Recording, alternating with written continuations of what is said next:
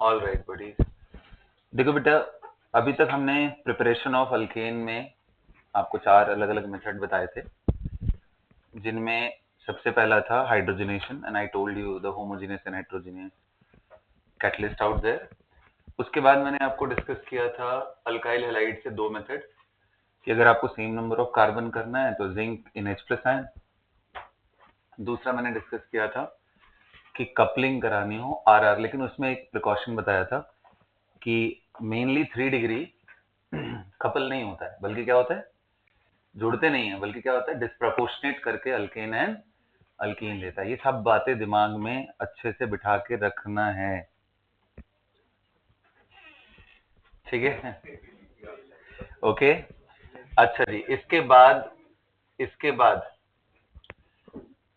बाद इंपॉर्टेंट बात ये है आपके लिए कि इतना जो भी मैंने आपको डिस्कस किया था, उसके बाद मैंने आपको समझाया था कि कार्बोक्सिलिक एसिड से कैसे हम लोग बनाते हैं। उनमें 2 मेथड मैंने बताए थे, सोडा लाइम वाला और दूसरा कोल्स इलेक्ट्रोलाइसिस। सोडा लाइम में क्या बनता है बेटा? What is the intermediate of soda lime?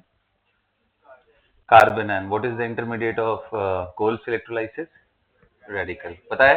तो चलिए इसी पे एक क्वेश्चन करो आप लोग, देखिए क्या करते हो। So we have one carboxylic acid, in fact di carboxylic acid. अब मैं इसको 2 तरीके से ना, एक ले रहा हूं, पहला NaOH एंड दूसरा इलेक्ट्रोलाइसिस। तो क्या बनेगा? अगर मैं इसको NaOH एंड CaO के साथ स्ट्रांगली हीट करूं तो क्या बनेगा? ये दोनों प्रोडक्ट बनाइए, एक ही क्वेश्चन में मैंने दोनों डिकार्बोक्सिलेशन आपको बता दी। आप ट्राई करके जल्दी बताइए मुझे।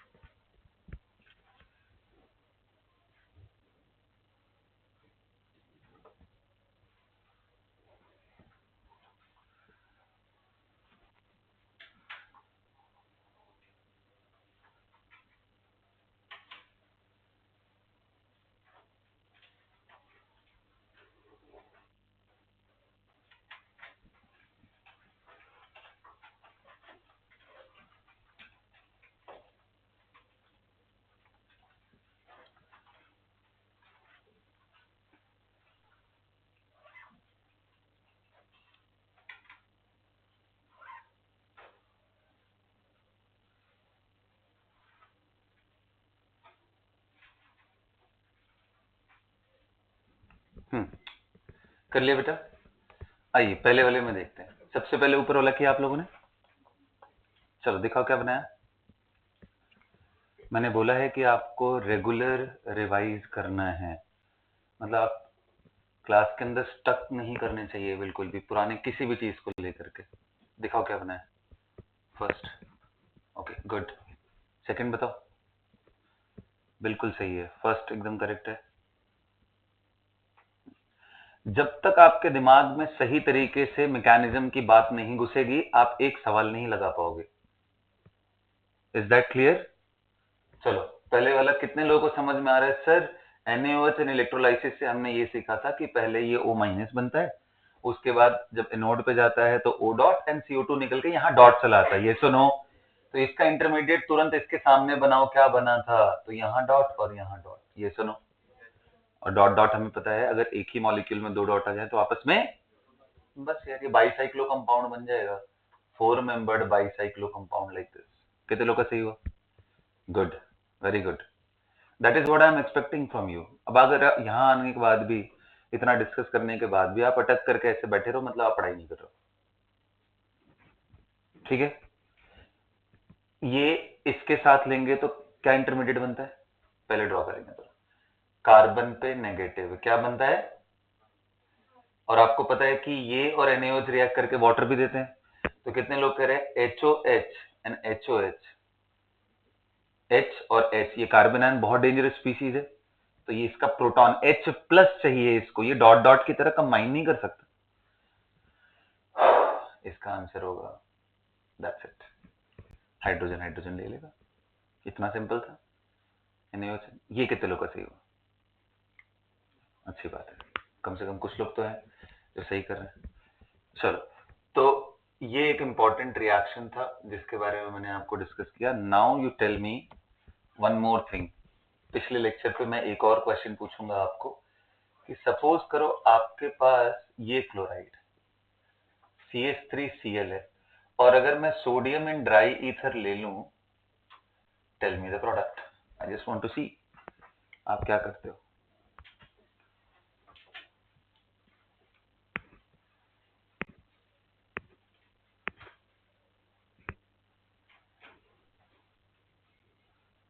एक मिनट, थोड़ा सा चेंज करेंगे इसमें। ओके,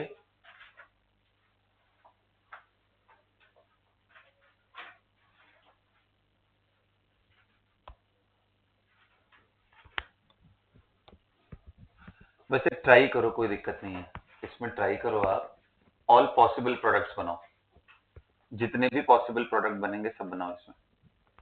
बनाओ, देखिए क्या करते हैं। थोड़ा ट्रिकी हो जाएगा ये प्रॉब्लम।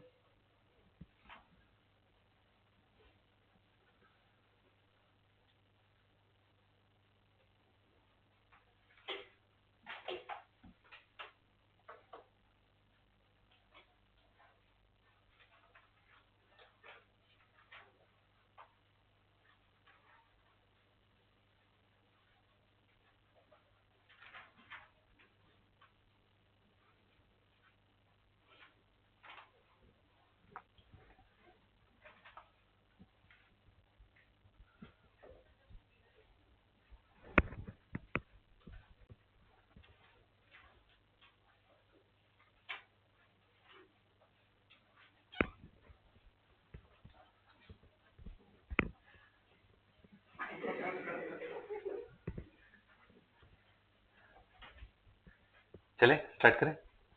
ओके जी, अब आप एक बात बताओ, हमने दो मैकेनिज्म समझाए थे आपको वुड रिएक्शन में। एक बताया था कार्बन आयन से भी और दूसरा किससे बताया था बेटा? रेडिकल से। तो अब देखो, मेरी बात ध्यान से सुनो। मान लो रेडिकल से मैं जाता हूं तो क्या हो रहा था कि फाइनली जहां क्लोरीन है उस जगह पे क्या डेवलप होता है? रेडिकल।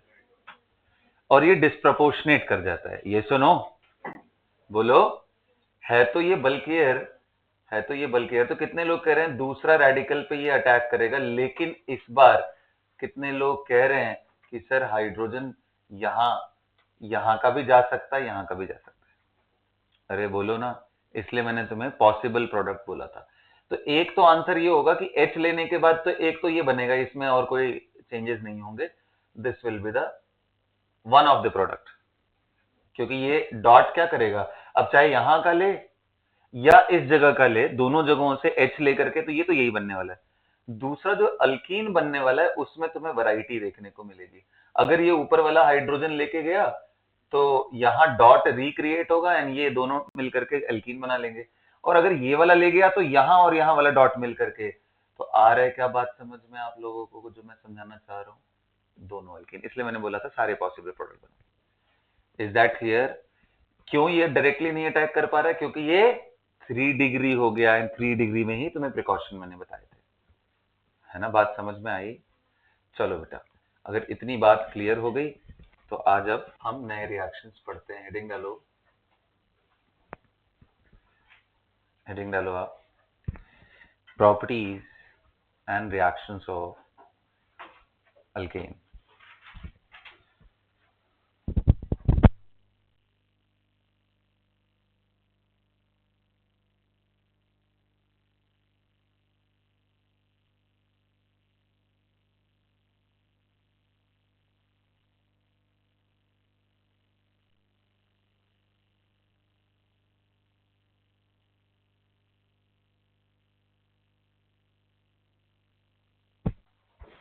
राइट, तो आज सबसे पहले हम समझते हैं कि फिजिकल अपीयरेंस प्रॉपर्टीज पढ़ रहे हैं।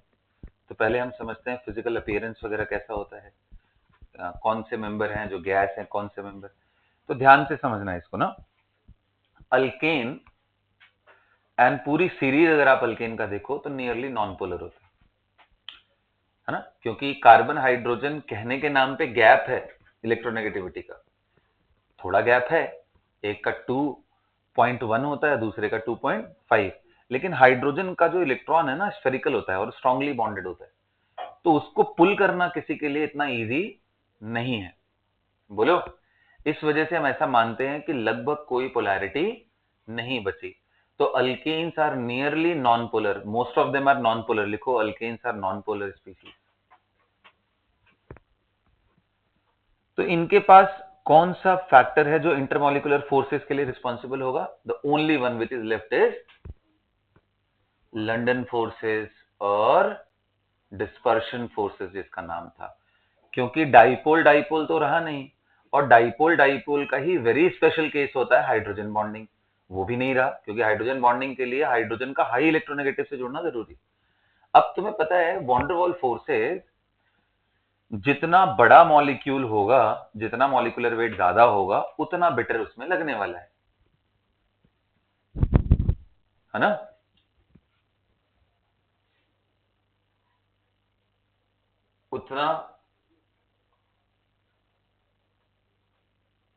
उतना बड़ा मॉलिक्यूल यहाँ पे, जितना बड़ा मॉलिक्यूल उतना ज्यादा फोर्सेज इसमें आने वाले हैं, ये सुनो। और जितना ज्यादा फोर्सेज आएंगे उसी का नेचर वैसा हो जाएगा। तो देखो, मिथेन गैस है, इथेन भी गैस है, प्रोपेन भी गैस है, इवन ब्यूटेन भी गैस है। तो जो फर्स्ट 4 मेंबर्स हैं वो गैसियस स्टेट में एग्जिस्ट करते हैं। Is that clear? अगली बात आती है नंबर 5, कार्बन नंबर 5 से C5 से लेके C17 तक, 18 ईयर से जस्ट पहले वाला 17 तक, ये लिक्विड स्टेट में है। 18 या उससे हायर मेंबर सॉलिड स्टेट में। ये बात इसलिए भी इंपॉर्टेंट है कि आपको समझ में आए कि अकेला वॉन्डरवॉल इंटरेक्शन क्या कमाल कर सकता है। ऐसा नहीं है कि सॉलिड होने के लिए हाइड्रोजन बॉन्डिंग और ऐसी चीजें बड़ी आयनिक कंपाउंड हो तभी होगा, जरूरी नहीं है। अगर आप चेन लेंथ बढ़ाते जाओगे तो छोटे छोटे छोटे छोटे छोटे छोटे डाइपोल बढ़ते जाएंगे और उस वजह से ऐसा बढ़ता है। मेरी बात रिलेट कर पा रहे हो? नहीं तो एक बार वॉन्डरवॉल फोर्सेस को जरूर पढ़ लेना, ठीक है? लिखो ये बात। द फर्स्ट 4 में लिख लिया ना, alkane is non polar species. The first 4 member exist in gaseous state, that is from CH4 to C4H10 exist in gaseous state. From C5H12 to C17, H कितना होगा बेटा? C17 के बाद H कितना होगा? 36. From C5H12 to C17H36, they exist in liquid state. And 18 plus हो जाने पे, 18 और 18 प्लस हो जाने पे सॉलिड स्टेट।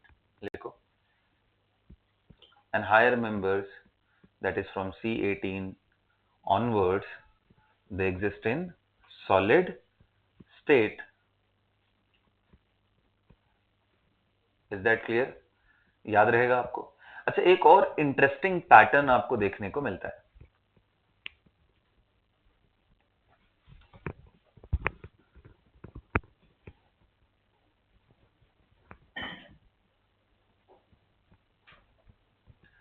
क्या पैटर्न देखने को मिलता है? अगर आपके पास डेटा हो तो please open NCERT page number 302।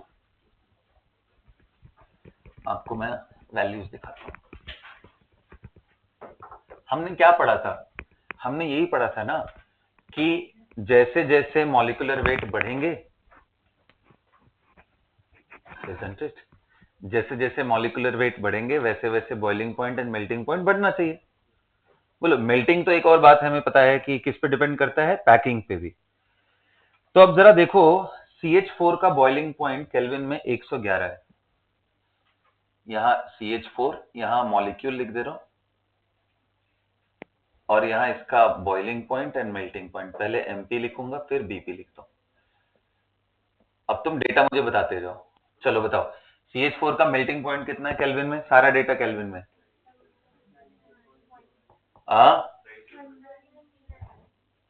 Melting point, ध्यान दो मैं क्या बोल रहा हूं। 90, तुम समझ रहे हो 90.5 केल्विन पे ही ये मेल्ट कर चुका है। 90 का मतलब समझ रहे हो ना कितना नेगेटिव में गए डिग्री सेल्सियस में? हाँ बोलो, लगभग 180 डिग्री नेगेटिव में जा रहे हैं। ये सुनो, उससे भी थोड़ा, कहने का मतलब कि इतने कम टेम्परेचर पे ही ये सॉलिड एग्जिस्ट करता है, उसके बाद ये लिक्विड। और बॉइलिंग पॉइंट बताओ? 111। कितना डिफरेंस हुआ? मैं आई गेस 20 डिग्री, 20.5 का। इतना कम गैप क्यों? क्योंकि यार एक बार मेल्ट हुआ, थोड़ा दूर गया तो वॉन्डरवॉल फोर्स बहुत कमजोर होते हैं। थोड़ा और डिस्टेंस बढ़ेगा तो उसको बहुत देर तक होल्ड नहीं कर पाएगा।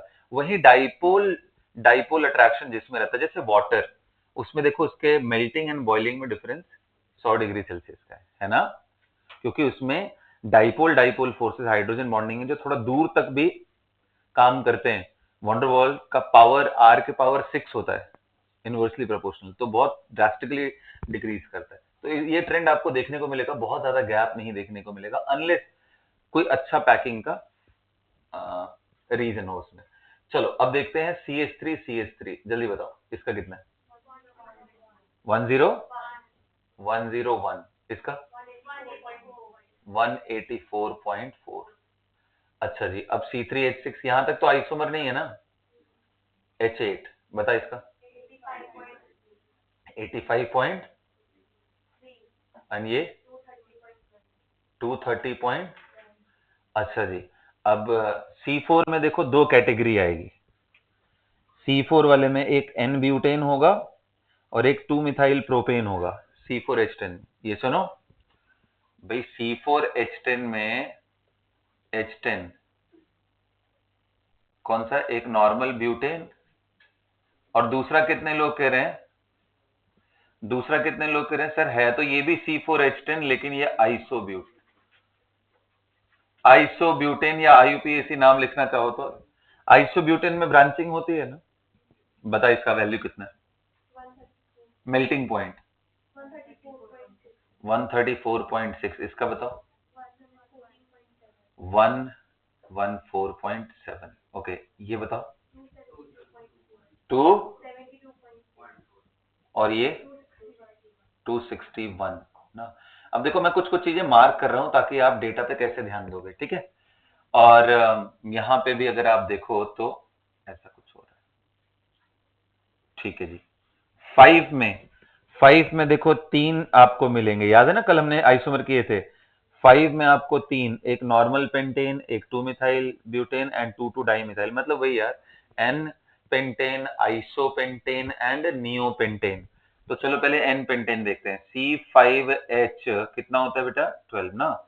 एन पेंटेन बताओ वैल्यू? 143.3। यहां बताओ? 309.1। ओके जी, अब यही C5H12 लेकिन आइसो पेंटेन, मैं ऐसे डॉट लगा के छोड़ दे रहा हूं। बताओ ये कितना है? 113.1। फिर 300,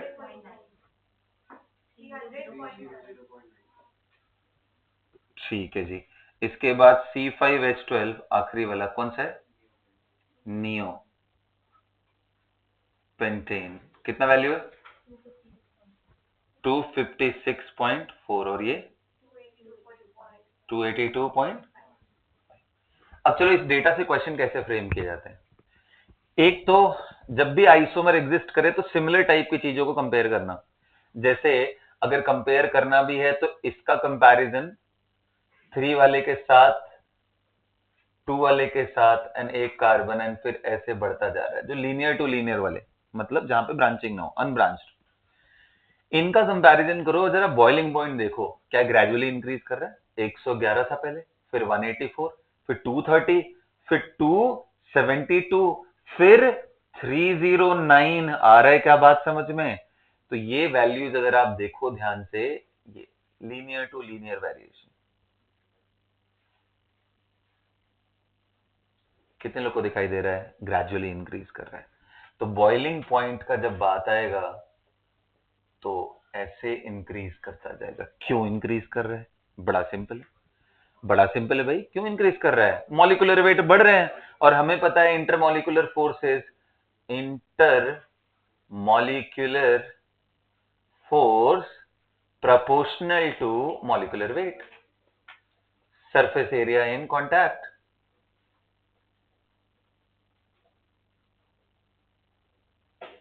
ये कौन सा, किसकी बात कर रहा हूं मैं? वॉन्डर वॉल की। किसकी बात कर रहा हूं? हाँ, वॉन्डर वॉल्स फोर्स की बात चल रही है ना? ये सुनो,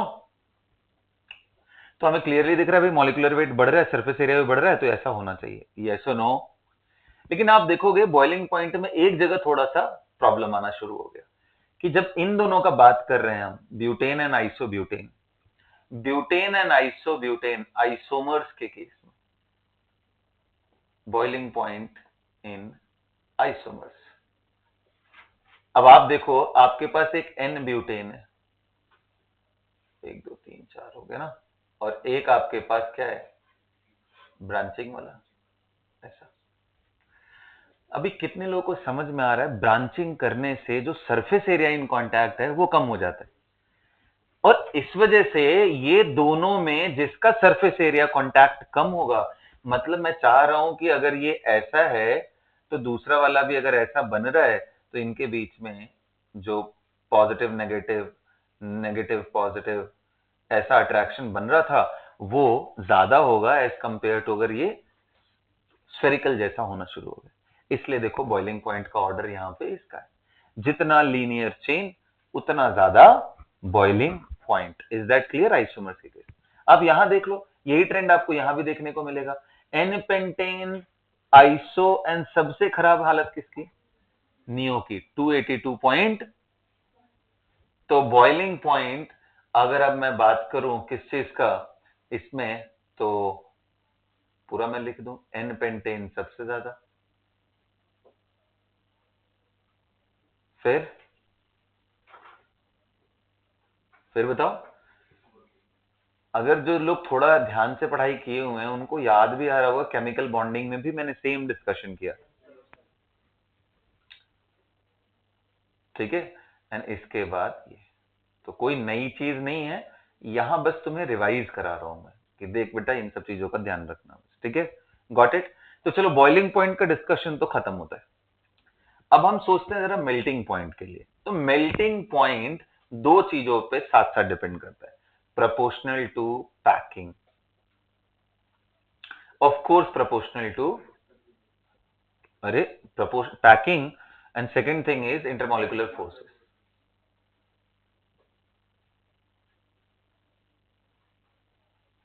यानी मॉलिक्यूलर वेट पे। अब जनरली देखो मेल्टिंग पॉइंट जैसे जैसे मॉलिक्यूलर वेट बढ़ रहा है सेम सीरीज में तो बढ़ना चाहिए। यहां देखो तुम्हें अजीब सा ऑर्डर मिलेगा भाई, पहले मेंबर का तो बात ही मत करो, तो ऐसे ही एक ही कार्बन है, क्या ही है वो, तो एक डॉट है बस। हाइड्रोजन बहुत छोटे होते हैं ना as compare to carbon. Now you just check this, 101, उसके बाद देख कम हो गया, इजंट इट? कार्बन 3 हो रहे हैं, मेल्टिंग पॉइंट कम हो जा रहा है यार, ये क्या है? यहां देखो, इधर से इधर तो बढ़ा फिर कम हो गया, यानी अगर मैं इसका ग्राफ प्लॉट करूं मेल्टिंग पॉइंट का, तो ये पूरा ऐसे नहीं बढ़ रहा है, एक कार्बन से 2 कार्बन का ज्यादा है, तीसरे कार्बन का डिप हो गया, थर्ड कार्बन। उसके बाद 3 के बाद मैं 4 पे आता हूं, मैं चाह रहा हूं लीनियर टू लीनियर कंपैरिजन हो, ठीक है। फोर्थ का 134, 134 तो पिछले ज्यादा हो गया ना। अच्छा, फिर उसके बाद में एन पेंटेन 143, इसके पहले कितना था? 134। तो अब ये इंक्रीज ही कर रहा है, उसके बाद कोई पंगा नहीं, आगे भी देखोगे तो ठीक है। तो ये जो एक अचानक से डिप आया नंबर 3 पे, ये ऑड नंबर पे जो डिप आ रहा है C3H8, देखो और कहीं तो नहीं मिल रहा पैटर्न, चेक करो। ये जो डिप आया ये किस वजह से आया, ये पूछा जाता है एग्जाम। लेस स्टेबल से कोई स्टेबिलिटी कैसे नहीं है? Propane is equally stable as the methane is, उससे कोई फर्क नहीं पड़ता है। It is just that sir odd number वाले में पैकिंग में थोड़ी प्रॉब्लम होगी। इसलिए अगर आप देखोगे तो इवन टू इवन के केस में सब्सटैंशियल गैप आपको देखने को मिलेगा, ऑड और इवन का कंपैरिजन आ जाए तो थोड़ा गैप कम हो जा रहा है ना? तो इसलिए ध्यान रखना। देखो ये देखो, ये तो डिक्रीज ही कर गया, इसके बाद 134.6 है ना? उसके बाद 140 कितना इंक्रीज हुआ? 10 डिग्री का भी इंक्रीज नहीं हुआ। उसके बाद अगर अगला तुम C6 वाला लीनियर देख पाओ, अगर इसमें डेटा दिया है क्या? अच्छा, नॉर्मल एक्सचेंज का दिया तो है। कितना आ जा रहा है? 178। 178। आप गैप देखो कितना पहुंच गया, 178। अच्छा खासा गैप, 20 भी प्लस ना, नियरली 30 के आसपास पहुंच रहा है क्या? तो इतना ज्यादा गैप हो जा रहा है, जबकि ऐसे नहीं। तो ऑड के केस में क्यों डिप आ रहा है? Just because of poor packing, just because of poor packing. अब पुअर पैकिंग कैसे हो रहा है? तो देखो, जब भी कोई चीज लीनियर है तो उसकी पैकिंग में कोई दिक्कत नहीं आता है, आप कैसे भी रख दोगे वो पैक हो जाएंगे। ये लीनियर स्पीशीज का है, लेकिन यही ऑड नंबर में डाल दो ऐसे करके, ये ऐसा कार्बन मतलब एक तरह से बेंड स्ट्रक्चर है। बेंड स्ट्रक्चर का पैकिंग उतना अच्छा नहीं हो पाएगा। एक बार फिर से अगर आप ऐसे एक कार्बन और बढ़ा देते हो तो मोरलेस ये भी कैसा हो जाएगा? लीनियर के जैसा। तो इस वजह से एक्सपेक्टेड क्या था कि लगातार बढ़ना चाहिए, डिप क्यों आया? इसकी पैकिंग अच्छी नहीं है। वरना देखो ना, 101 से इसको थोड़ा तो बढ़ना चाहिए यार, कुछ नहीं बढ़ा, उल्टा घट गया ये। तो ये बात आपको ध्यान में रखना है, याद रहेगी ये बात बेटा? बोलिए। तो प्लीज मेक अ नोट, ये दोनों पॉइंट का फटाफट एकदम जल्दी से नोट करोगे आप? हाँ हाँ, डेटा। अरे क्यों नहीं लिखना है, क्या बात कर रहे हो?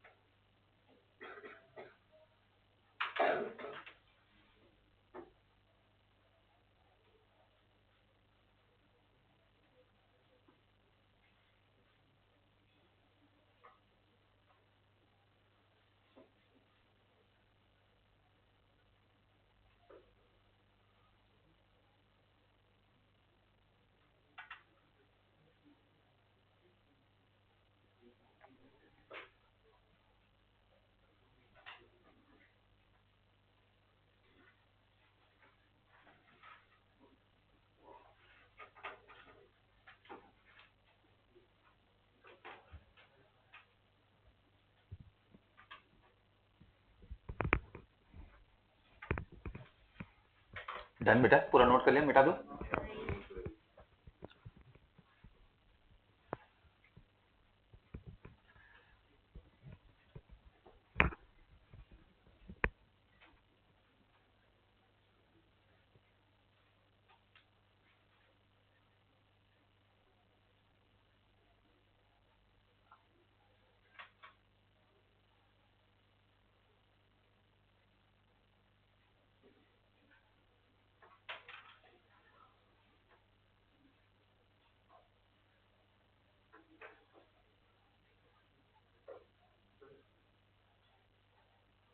बोला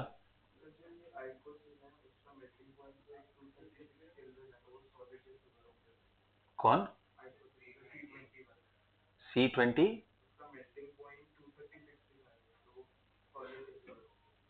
236, उसमें देखो कोई वेरिएशन है या सिंपल वाला है? सी कितना है? 70। अच्छा, हाँ तो वही मुझे लग रहा है कोई चक्कर पड़ गया, या तो हो सकता है डेटा थोड़ा सा इधर उधर हो। नहीं तो ये गलत है मेरे ख्याल से ना, ये गलत है डेटा।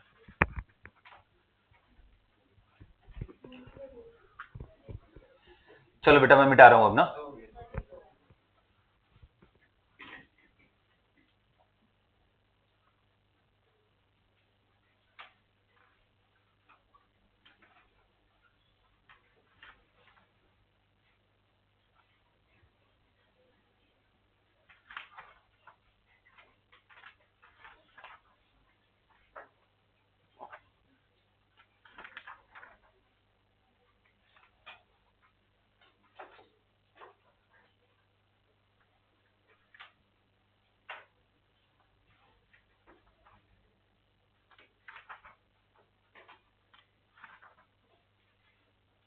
चलो बेटा,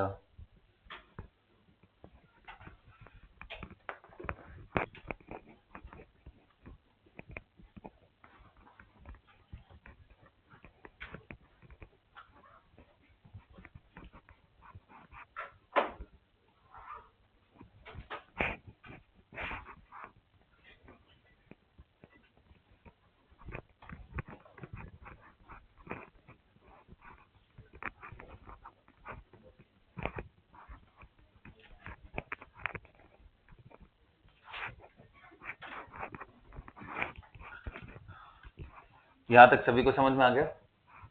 हाँ, चलो तो जनरल प्रॉपर्टीज के बारे में इनका डिस्कशन हो गया। अब आते हैं इनके केमिकल प्रॉपर्टीज पे। ओके, तो केमिकल प्रॉपर्टीज में लिखना शुरू करिए आप लोग। Chemical reactions of alkane.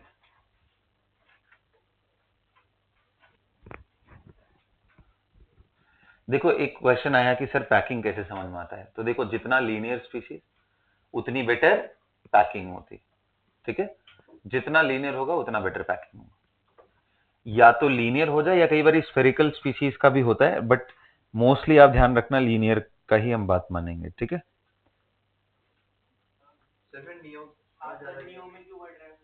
हाँ नियो वही स्फेरिकल की वजह से, नहीं वो स्फेरिकल नहीं है। देखो वो बीच वाला केस आ गया। देखो ये भी बात सही है कि नियोपेंटेन का अगर आप मेल्टिंग पॉइंट देखोगे अमॉन्ग द आइसोमर तो हाईएस्ट है 5 वाले में, दिख रहा है ना। तो वहां पे क्या होता है, जैसे मैं तुझे बोलूं कि यार तेरे पास ना स्फेरिकल बॉल है कई सारे, इनको पैक करने के लिए क्या करना है, थ्रो करो इन बिन, ये कलेक्ट होते जाएंगे अपने आप पैक होते जाएंगे। तो इनकी भी पैकिंग अच्छी, या तो परफेक्ट स्फीयर हो या तो लीनियर। तो ये स्फेरिकल वाला केस इतना कॉमन है नहीं, वो तो यहाँ पे तुम्हें दिख गया, वरना इतना कॉमन है नहीं इसलिए इसको डिस्कस नहीं करते, वरना दोनों केसेस में होता है स्फेरिकल एंड लीनियर। नहीं यार अब ठीक है, चले अब आगे बढ़े। इट इज जस्ट, और ध्यान रखना ये भी बात सोचना है हमें ना कि एट द सेम टाइम हमें मॉलिक्यूलर फोर्सेस को भी इग्नोर नहीं करना है। तो इसलिए जहां डिस्कशन है बस उसको वहीं पिन पॉइंटेडली अपने दिमाग में बिठा के रखो, ठीक। चलो तो केमिकल रिएक्शन में हम सबसे पहला रिएक्शन आपको पढ़ाते हैं जो मैकेनिज्म बेस्ड है, लेकिन आप सोचना शुरू करो क्या हमारे पास कोई रिएक्टिव साइट है अल्केन में? Do we have any reactive site? क्या कोई पॉजिटिव चार्ज है अल्केन में? क्या कोई नेगेटिव चार्ज है? क्या अल्केन में कोई लीविंग ग्रुप अटैच्ड है? बोलो। इसलिए सबसे डिफिकल्ट होता है अल्केन का रिएक्शन, इसलिए इनको पैराफिन्स भी बोलते हैं, जिनकी एफिनिटी मिनिमम है रिएक्शन के लिए। इनको हमेशा एक्सट्रीम कंडीशन में ही तुम कराओगे, ऑक्सीजन ले लिया जला दिया इनको हाई टेम्परेचर पे, तो यार इतने हाई टेम्परेचर पे तो कुछ भी जल जाए ना, अल्केन तो बिल्कुल जलेंगे। आपने बहुत ही रिएक्टिव स्पीशीज, दुनिया में सबसे फास्ट रिएक्शन कौन कर सकता है अगर मैं एलिमेंट्स की बात करूं तो कौन है? हेलाइड, हेलोजन, सॉरी हेलाइड नहीं बोलना चाहिए, हेलोजन। अरे F2Cl2 Br2I2 इनके बॉन्ड इतने कमजोर हैं, इतने कमजोर, अंधेरे कमरे में भी F2 F डॉट में टूट जाता है, इतना कमजोर है। लोन पे repulsion and single bond, effective overlap नहीं, नीचे जाओगे तो बॉन्ड लेंथ बढ़ता जाएगा, single bond, so many lone, सबसे ज्यादा लोन पेयर किसमें? Fluorine, chlorine, bromine, iodine. इस वजह से तो इनका रिएक्शन अगर रूम टेम्परेचर या इवन लिटिल डार्कर कंडीशन में बात करोगे तो सिर्फ हेलोजन के साथ होता है, ऑक्सीजन के साथ भी रूम टेम्परेचर पर रिएक्ट नहीं करता, O2 के साथ भी नहीं करता। इज दैट क्लियर ना? तो लिखना शुरू करो। पहला हेलोजिनेशन, सबसे इंपॉर्टेंट रिएक्शन है halogenation of alkane. Halogenation of alkane, okay.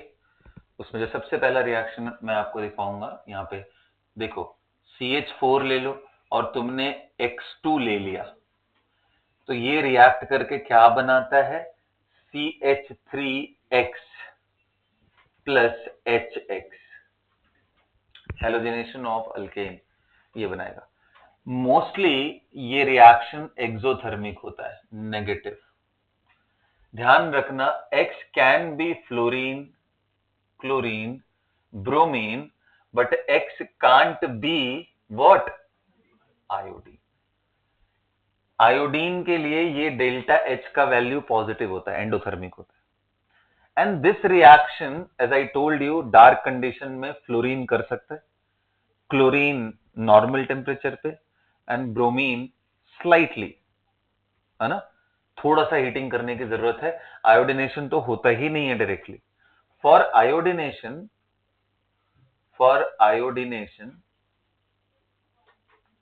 What we have to do? Iodination के लिए हमें एक ऑक्सीडाइजिंग एजेंट भी साथ में रखना पड़ेगा, जैसे HNO3 या HClO3 या HiO3। ऐसे ऑक्सीडाइजिंग एजेंट रखोगे तब ये रिएक्शन बन करके CH3I बनेगा, अदरवाइज आयोडिनेशन डज नॉट अकर। यहां तक बात समझ में आ गई सभी को? अब पूछा जाए सबसे फास्ट कौन रिएक्ट करेगा? नेचुरली कौन करेगा? फ्लोरीन।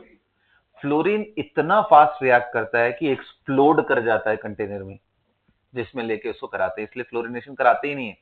बहुत ही अच्छे से वेंटिलेटेड कंटेनर में ट्राई करते हैं, लेकिन इससे हीट बहुत ज्यादा निकलती है और फास्ट होता है। चेन रिएक्शन अभी मैं समझाऊंगा कैसे चेन रिएक्शन होते हैं, बट आपको दिमाग में रखना है fluorination is fast and explosive. लिखो, fluorination is fast and explosive.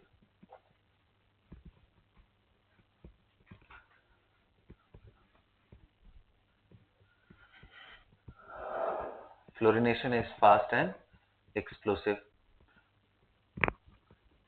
Chlorination is fast, although not explosive, but still non-selective.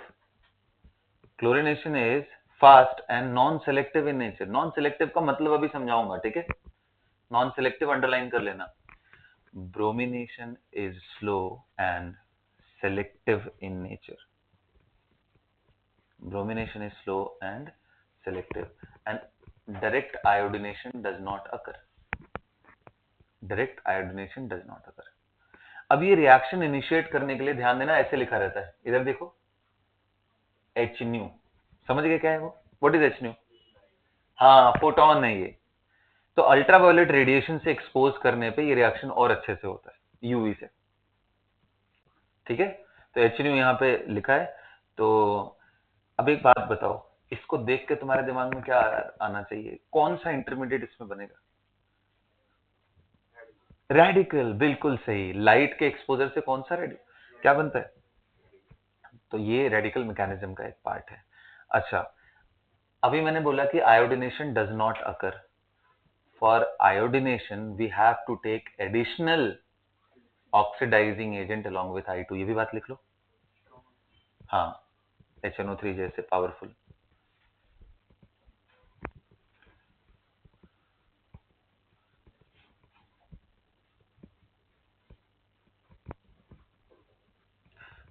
यहां तक सबने लिख लिया?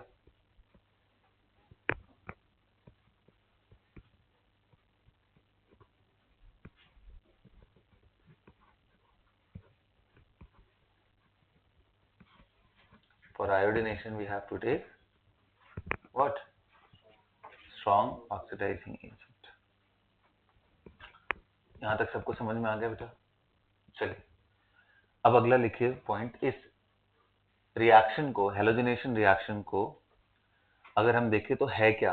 तो ये तो रेडिकल मैकेनिज्म फॉलो करता है, लेकिन उसमें भी कौन सा कैटेगरी है? रेडिकल एडिशन है या रेडिकल सब्स्टिट्यूशन? क्या लग रहा है आपको देख करके? यस, लिखो Halogenation of alkane is an example of halogenation of alkane is an example of free radical substitution reaction. Substitution क्यों बेटा? क्योंकि इसका H हट के उसकी जगह क्या है? X सब्स्टिट्यूट किया इसने. इज एन एग्जांपल है, अंडरलाइन कर देना, फ्री रेडिकल सब्स्टिट्यूशन रिएक्शन.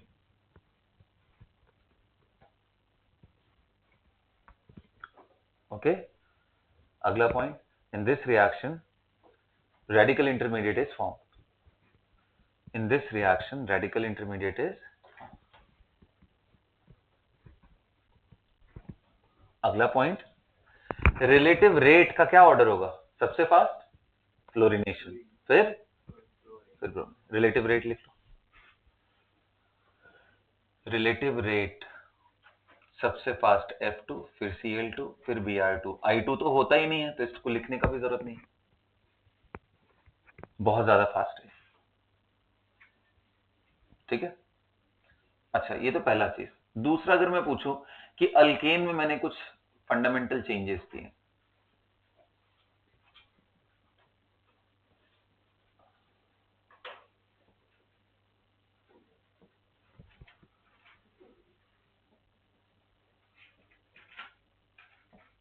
अब बताओ, अब कौन फास्ट रिएक्ट करेगा? अल्केन हो गया या मान लो कोई भी स्पीसीज ऐसा मैंने ऑर्गेनिक ले लिया, कौन फास्ट रिएक्ट करेगा?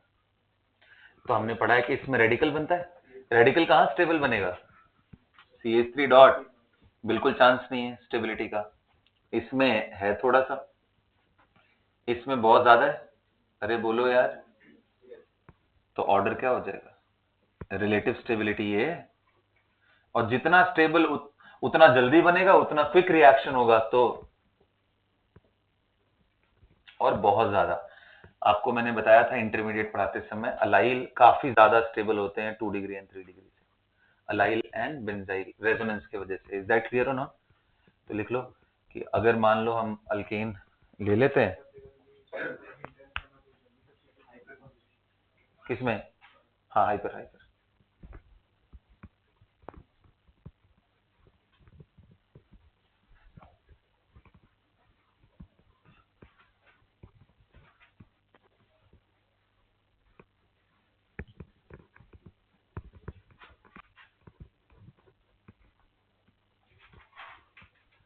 यहां तक सबको समझ में आ गया? अब आ जाओ मैकेनिज्म ट्राई करते हैं. ठीक है, कैसे हो रहा है वो मैं आपको दिखाता हूं.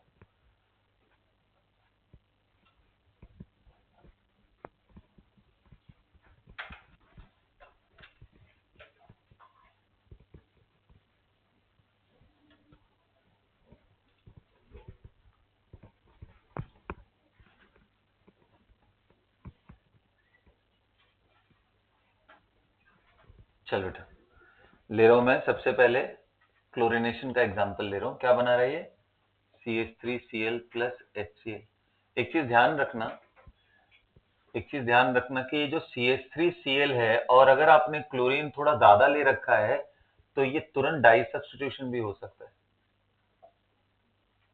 और अगर आपने और क्लोरीन ले रखा है ना, समझ रहे हो मेरी बात, तो ये लाइट के प्रेजेंस में CHCl3, जिसको क्या नाम बोलते हैं? क्लोरोफॉर्म, ये भी बन सकता है.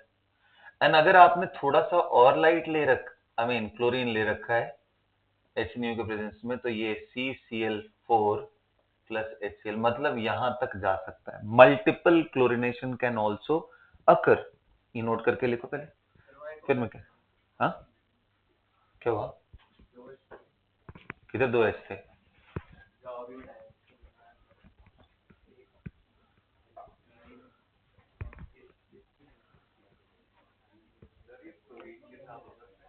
हाँ, फ्लोरीन के साथ बिल्कुल होगा. हाँ बेटा, फ्लोरिनेशन तो सबसे फास्ट एंड एक्सप्लोसिव था ना. अभी हम क्लोरिनेशन से आ रहे हैं. ठीक है,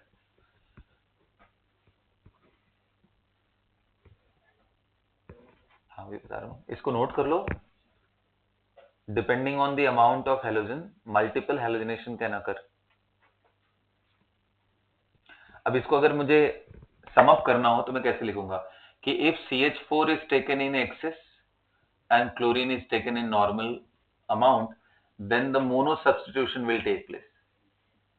ये mono substituted product है, mono substituted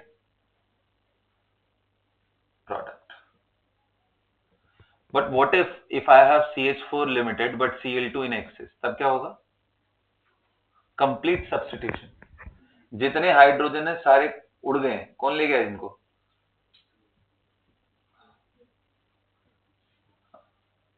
Complete substitution. 4HCl. तो ये पूरी कहानी जो ऊपर लिखी उसका मतलब ये, इसलिए कई बार क्वेश्चन में बोलता है मोनो सब्स्टिट्यूटेड प्रोडक्ट बनाओ या डाई बनाओ या ट्राई बनाओ। सभी को यहां तक बात समझ में आ गई?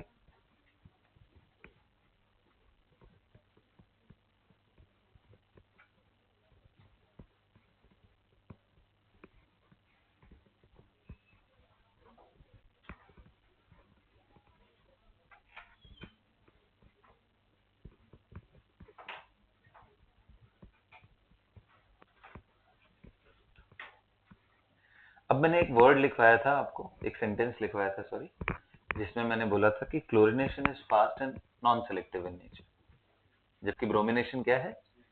अब देखो इसका क्या मतलब है वो समझाता हूं। एक एग्जांपल लेते हैं, मैंने ये ले लिया है कंपाउंड,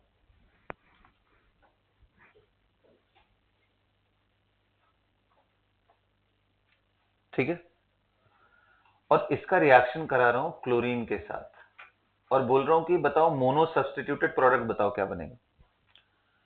तो आंसर ये है कि क्लोरिनेशन अगर फास्ट है, नॉन सेलेक्टिव है, तो जो जो हाइड्रोजन दिख रहे हैं, अगर मोनो सब्स्टिट्यूशन भी कराना है तो मुझे जितने अलग अलग तरह के हाइड्रोजन होंगे मैं उतने प्रोडक्ट बनाऊंगा। जैसे किनारे वाले साइड को हटा के मैं क्लोरीन डाल दूं, कोई दिक्कत? ये बनेगा। एंड साथ में कितने लोग कह रहे हैं कि सर ये भी तो बन सकता है, बिल्कुल मिडिल में चला जाए।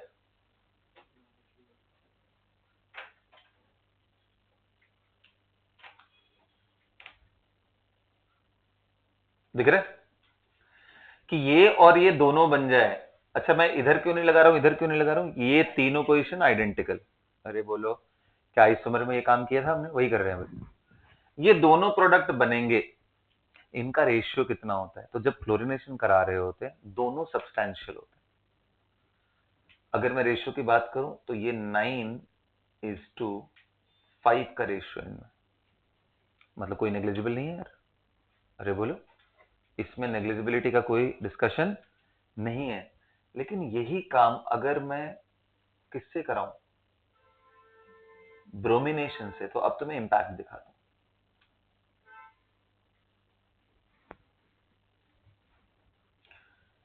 ये जो प्रोडक्ट बन रहा है 3 डिग्री वाला, यही बहुत ज्यादा होता है, 99% से भी ज्यादा ये बनता है, 1% में ये बन जाता है। 99% या उससे ज्यादा ये, लेस देन 1% ये बनेगा। अब आप कहोगे सर ये ब्रोमिनेशन तो जस्टिफाई कर रहा है किस चीज को? रेडिकल स्टेबिलिटी को।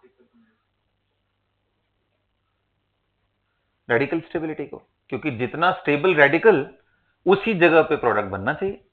अब भाई यहां पे स्टेबल था 3 डिग्री वाला, यहां तो नहीं है ना, इसी जगह बनना चाहिए था प्रोडक्ट को। ये इसने जस्टिफाई किया कि 99% यही बन रहे। ऊपर वाले ने तो यार कुछ भी केयर नहीं किया, उल्टा इसको बना दिया। हाँ, यही मतलब मैं आपको समझा रहा था, chlorination is fast and non selective. मतलब जहां हाइड्रोजन है बस वो टकरा जाए, टकरा गया उसके हाइड्रोजन को उड़ा देगा। अब आप देखो इस तरह के कितने हाइड्रोजन है, 3, 3, 6, 3, 9। इसलिए जो कोलिजन की पॉसिबिलिटी होगी 9 टाइम्स हायर होगी एज कंपेयर टू दिस, इसलिए ये डोमिनेटेड बन रहा है। ऐसा नहीं है कि इसके स्टेबिलिटी का फर्क नहीं पड़ रहा है, पड़ रहा है, तभी तो एक हाइड्रोजन होने के बाद भी ये 5 का रेशियो लेके आया ना, 9:5, 9:1 नहीं है। रिएक्टिविटी अभी भी इसकी ज्यादा है, इट्स जस्ट दैट क्लोरीन इतना इनफ एक्टिवेटेड होता है रिएक्शन करते समय, इतना एक्टिवेटेड होता है कि जो भी हाइड्रोजन मिले उसको निकाल देता है। रिलेटिव रिएक्टिविटी यहाँ पे भी 3 डिग्री 2 डिग्री 1 डिग्री हाइड्रोजन की वैसे ही रहने वाली है, बस फर्क इतना है कि क्लोरीनेशन इतना फास्ट होता है कि उसको ज्यादा फर्क नहीं पड़ता है। ब्रोमीन रेडिकल में इतनी एनर्जी नहीं होती है कि वो किसी भी हाइड्रोजन को टकराए और निकाल ले। यानी ब्रोमीन जब इससे टकराने की कोशिश करेगा रेडिकल, तो इसके हाइड्रोजन को निकालने में उसे बहुत तकलीफ होगी as compare to removing this hydrogen. That's why bromination is slow and selective. मतलब क्वेश्चन ब्रोमिनेशन का आ जाए तो आप मेजर प्रोडक्ट कैसे बनाओगे? रेडिकल स्टेबिलिटी से। क्लोरीनेशन आ जाए तो कहीं भी बना दो, बोलो कोई मेजर नहीं है। क्लोरीन जिससे भी लड़ेगा उसको बना देगा प्रोडक्ट। ठीक है, तो क्लोरीनेशन में सारे प्रोडक्ट सिग्निफिकेंट होते हैं, ब्रोमिनेशन में जो मोस्ट स्टेबल रेडिकल वाला है ये। कहानी लिख लो ये बात वापस से रिपीट करके, chlorination is non selective but bromination is selective.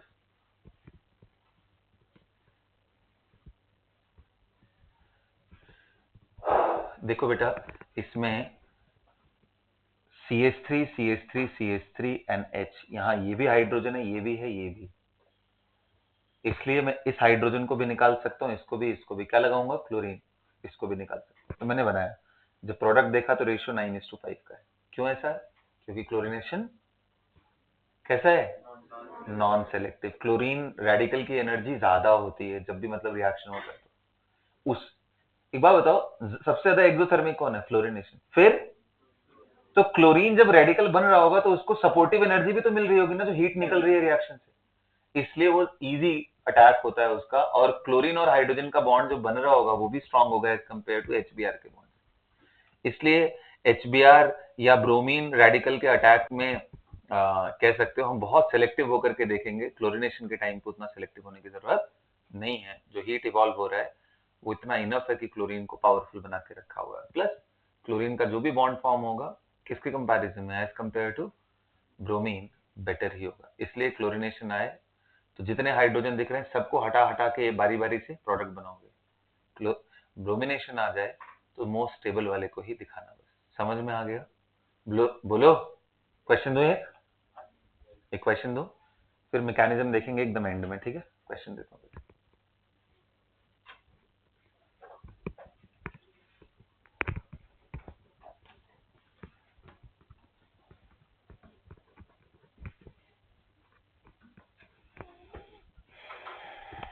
चलो,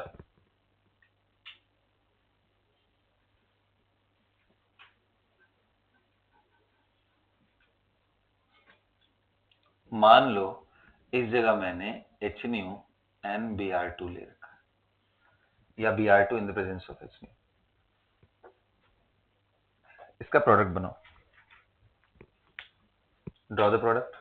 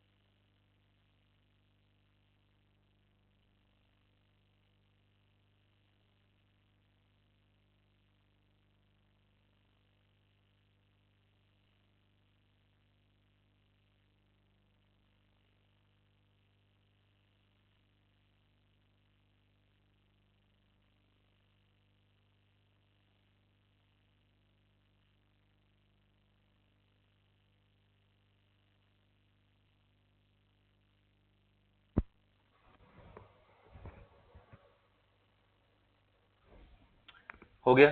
कहाँ बनाया आप लोगों ने प्रोडक्ट? कौन से हाइड्रोजन को हटाया? मैं अगर बोलूं कि ऑर्थो वाला या मेटा वाला या पैरा वाला, कौन सा हटाया? कौन सा वाला? हाँ, the right answer is sir, ना तो ऑर्थो ना तो पैरा, ये सब कहीं नहीं जाएंगे। जाने वाला कौन सा है? हाँ। कितने लोग का सही हुआ है? बिल्कुल करेक्ट। समझ में आया ना रीजन? क्योंकि सारे रेडिकल जो भी बनाओगे उनमें सबसे ज्यादा स्टेबल रेडिकल कौन सा हो? क्यों ये ज्यादा स्टेबल है, कौन बता सकते हैं? हाँ, 5 रेजोनेंस। रेजोनेंस सबसे इंपॉर्टेंट होता है रेडिकल स्टेबिलिटी। ठीक है, सही हुआ। कितने लोगों ने करेक्ट किया था इसको? बहुत बढ़िया, गुड। तो that is the meaning of selective nature of bromination. एक और क्वेश्चन दूं कराने के लिए, देखे? ठीक है, ये आप लिखना, हमेशा इंटरमीडिएट लिखना, मोस्ट स्टेबल इंटरमीडिएट।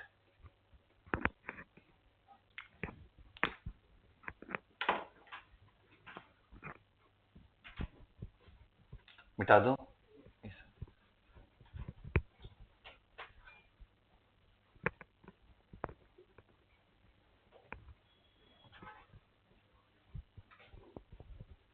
चलो, let me see what you guys do now. ये बहुत इंपॉर्टेंट क्वेश्चन है, इसलिए बोलूंगा कि बढ़िया से समझ के आंसर करना। आपको आंसर करना है total number of possible products in this case. अगर मैं Br2H ले रहा हूं, सब्सटैंशियल, नेग्लिजिबल वाला नहीं, जैसे लेस देन 1% वाला नहीं करना। ब्रोमीन एंड लाइट लिया है तो पॉसिबल प्रोडक्ट्स लिखो जो भी सब्सटैंशियल अमाउंट में बन रहे होंगे। मुझे सिर्फ मेजर नहीं चाहिए। सब्सटैंशियल अमाउंट का मतलब कोई भी जो 5% से ज्यादा बन रहा हो, सब सब्सटैंशियल अमाउंट। देखिए,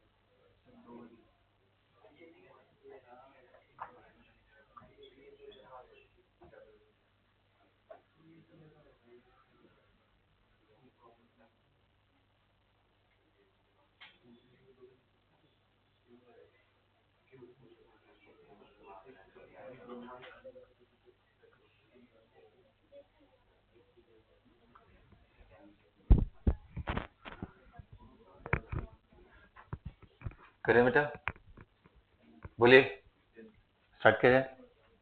देखो, ध्यान से देखो, बिल्कुल बात नहीं। तो जब भी आप बनाओगे, सबसे पहले कितने लोग कह रहे हैं मैं अलाइल रेडिकल बनाऊंगा? बनाओगे? बहुत इंपॉर्टेंट क्वेश्चन है, सोच करके। कितने लोग कह रहे हैं सर अलाइलिक पोजीशन ये भी है? अरे बोलो यार, कितने लोगों को अलाइलिक हाइड्रोजन दिख रहे हैं कि ये भी है, ये भी है, और CH2H ये भी, 3 दिख रहे हैं ना? तो यही गेम था इस क्वेश्चन का। कितने लोगों ने ये बात समझी थी और कितने लोगों ने ये ड्रॉ किया था? पहले तो ये 3 बनाना है। कहानी यहां खत्म नहीं होगी, यहां तो शुरुआत हुई है बस। क्यों नहीं खत्म होगा? क्योंकि इसके इमीडिएट बाद ये भी अंडरस्टैंडिंग आएगी कि ये तो तुरंत रेजोनेंस कर सकता है, रेजोनेंस करके ये जाए।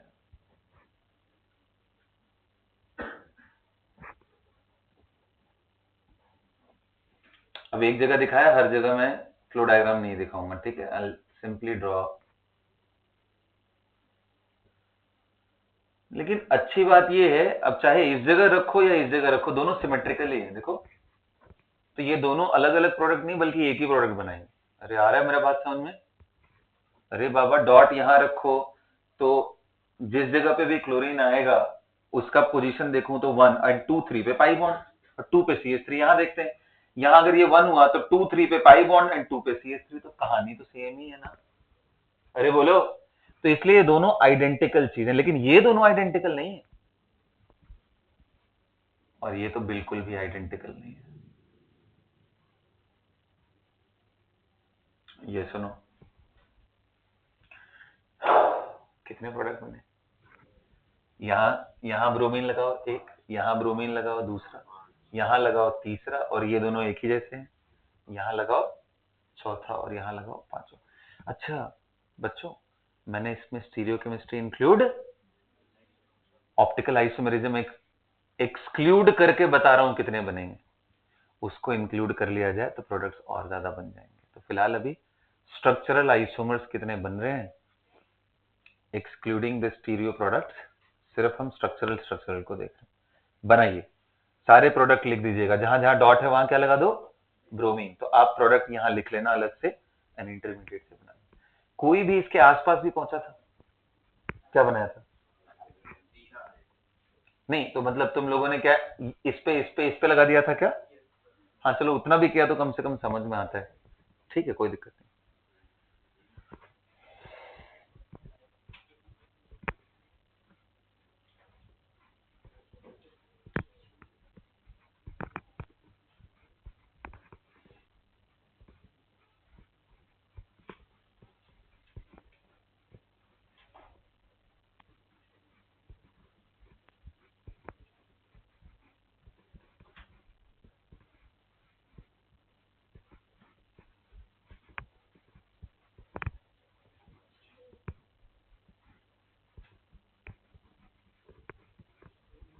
चलिए अब लिखते हैं मैकेनिज्म, कैसे होता है ये रेडिकल सब्स्टिट्यूशन। ओके, तो सबसे छोटा वाला मॉलिक्यूल लेके करूंगा, हेडिंग डालो मैकेनिज्म।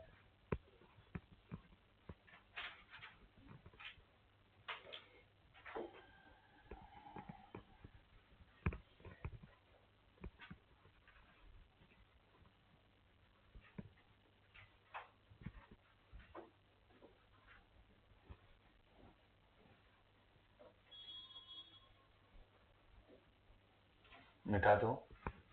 हम्म,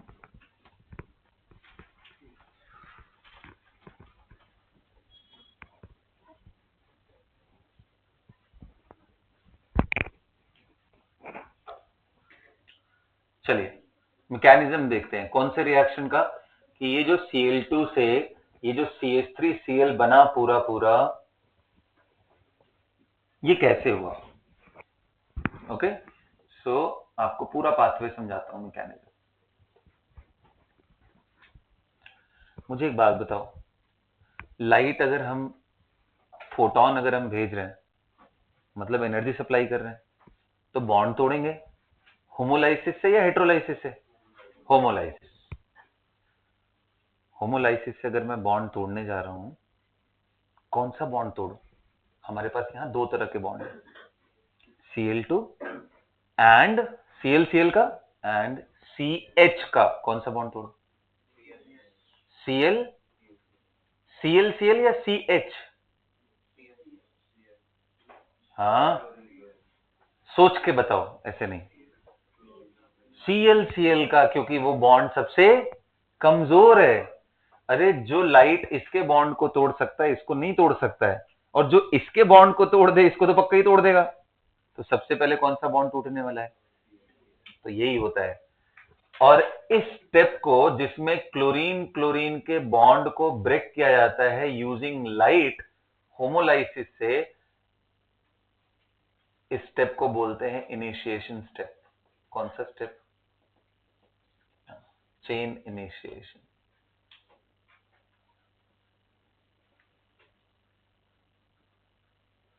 ये चेन इनिशिएशन स्टेप, रेडिकल नहीं थे इससे पहले, रेडिकल पैदा हो गए। अब ये रेडिकल किसी भी सोसाइटी में पैदा हो जाएंगे तो तबाही करेंगे, बस यही काम ये करता है। अगर मैं पूरा बॉक्स बना के दिखाऊं, मेरी बात ध्यान से सुनो।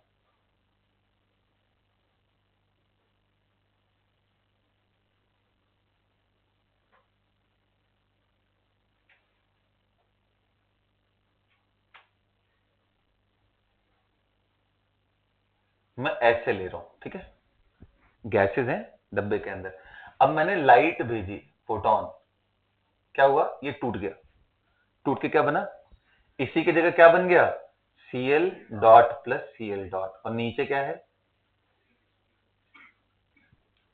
अब कितने लोग कह रहे हैं रेडिकल का तो प्राइम एम क्या है, मुझे बॉन्ड कंप्लीट करना है। तो ये बॉन्ड कंप्लीट करने के लिए कितने लोग कह रहे हैं कि ये जो रेडिकल है वो दो तरह के रिएक्शन कर सकता है। एक तो ये कि खुद से ही लड़ जाए, भाई भाई में लड़ाई हो जाए। इससे क्या बनेगा, कोई फायदा होगा इस लड़ाई से, क्योंकि chlorine chlorine and Cl dot, कुछ फायदा नहीं, फालतू लड़ाई है, इससे एकदम कोई आउटपुट नहीं निकलता। Cl dot is colliding with the own Cl2 molecule. It's just a simple collision only. लेकिन अगर ये पड़ोसी पे अटैक कर दे तो तब कुछ बदलाव हो सकते हैं जीवन में। क्या बदलाव होंगे कि ये इस H को ले जाएगा तो क्या बनाएगा, HCl, और क्या पैदा कर देगा, ओ माय गॉड, मतलब ये दोनों गायब होकर के एक HCl बन गया और एक जगह पे क्या क्रिएट हो गया, CH3 डॉट। अच्छा जी, अभी ध्यान देना, Cl2 पड़ा है और CH4 पड़ा है, एंड ऑफ कोर्स डॉट भी है जो कि एकदम पास में तो नहीं रहेगा, वो तो घूम रहा है, तो मैं इसको जस्ट प्रोड्यूस हुआ है तो इसलिए मैं उसके कोलिजन को इग्नोर कर रहा हूँ। कितने लोग करें, जो नया पैदा हुआ CH3 डॉट है, जैसे क्लोरीन तबाही मचा रहा था ऐसे ये CH3 डॉट भी करेगा। ये किसके साथ टकरा सकता है, भाई भाई की लड़ाई हो सकती है CH4 से, लेकिन वो अनप्रोडक्टिव कोलिजन है, हो ये भी सकता है, लेकिन इससे कोई फायदा नहीं, मत करो इसको। लेकिन अगर ये पड़ोसी पे अटैक कर दे तो, यानी क्लोरीन के साथ इसके साथ टकराए तो क्या बन जाएगा।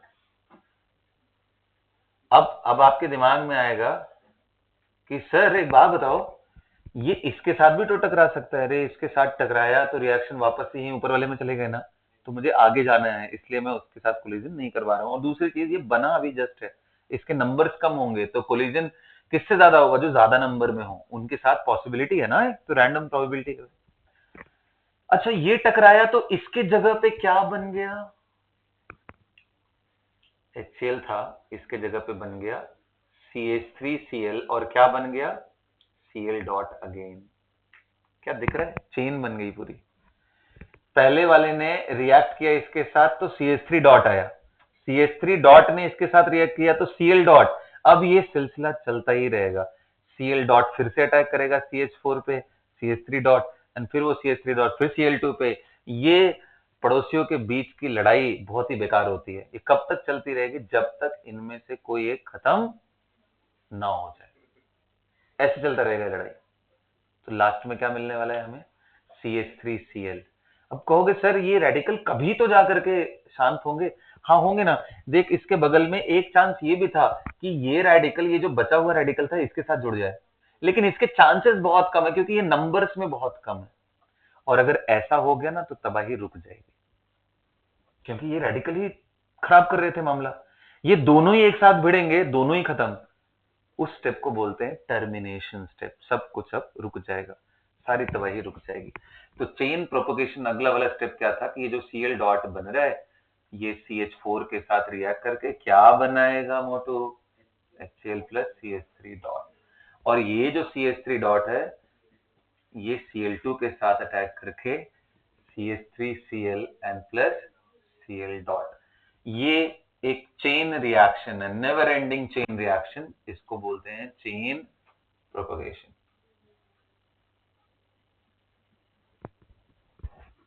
Chain propagation step. और मैंने बोला ये लड़ाई चलते चलते चलते चलते एक टाइम ऐसा आ सकता है कि CH3 डॉट गलती से भिड़ जाए रेडिकल से ही, तो दोनों ही खत्म, CH3Cl। और ऐसा भी हो सकता है कि ये रेडिकल से ही कंबाइन कर जाए तो CH3Cl। ऐसा भी हो सकता है कि Cl डॉट से कंबाइन हो जाए, तो ये सारे चीजें बन सकती हैं। इन सब को क्या बोलेंगे, टर्मिनेशन। कुछ बात समझ में आया।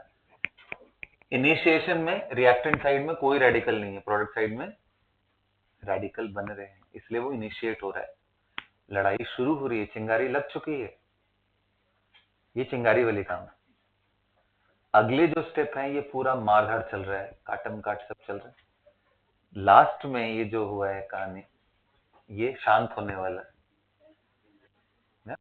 तो इसमें रशिया यूक्रेन के बीच में चल रहा है।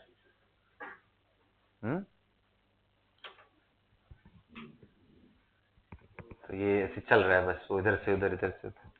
तो प्लीज टर्मिनेशन में रेडिकल्स ही कंज्यूम हो गए जिन्होंने प्रॉब्लम क्रिएट करी थी, तो अब खत्म कहानी, ऐसे चलेगा। लेकिन ये रेयर स्टेप्स हैं, लेस पॉसिबिलिटी है, लेस पॉसिबिलिटी या लो पॉसिबिलिटी ऑफ कोलिजन लिख लेना, लो पॉसिबिलिटी ऑफ कोलिजन। इसलिए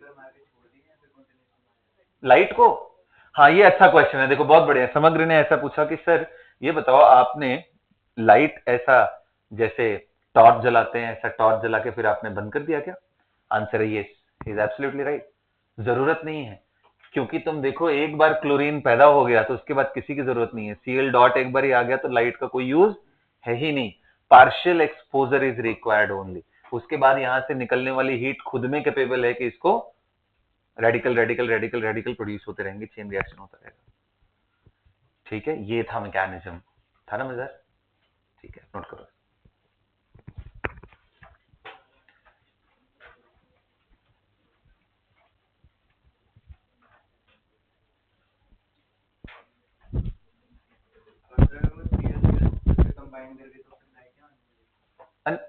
अरे ये तो रेयर है ना, लास्ट में ऐसे 2-4 पार्टिकल Cl2 के बच जाएंगे तो उससे क्या फर्क पड़ता है? क्या रिएक्शन कभी 100% कंप्लीट होता है? तब फिर क्यों टेंशन ले रहे हो? मेन जो प्रोडक्ट हमें चाहिए वो मिल गया।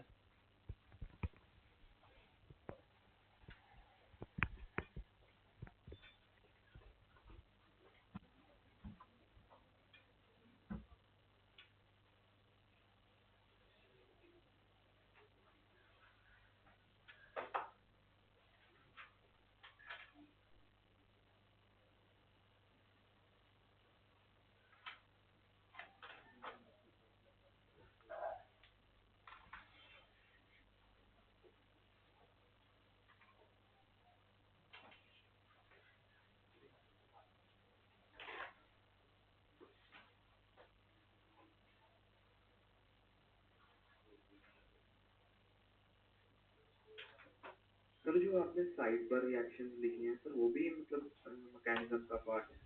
नहीं, ये तो मैंने तुम्हें दिखाया है ये चीज हो कैसे रहा है। ये तो बेसिकली तुम्हें कोलिजन दिखाया है, तो उसको सपोर्ट के फॉर्म में तुम क्या बोल सकते हो? इंटरमीडिएट तो है ना बेटा, ये इंटरमीडिएट ही तो बना है यार। ये क्या है? ये सब इंटरमीडिएट है। ये तो मैं दिखा रहा हूं कि ये कोलिजन हो कैसे रहा है, रियल टाइम में आपको फील कर रहा हूं कि ऐसे कैसे होता है। वरना मैं ऐसे लिख देता ना 1 मिनट में, कुछ पता नहीं पड़ रहा था क्या कर रहे हैं सर, कहीं रेडिकल बना रहे हैं, कहीं कुछ भी अटैक करा रहे हैं। तो इस वजह से आपको ये बात समझ आएगी ये क्या मैं लिख रहा हूं, इसके लिए डिस्क्रिप्शन दी।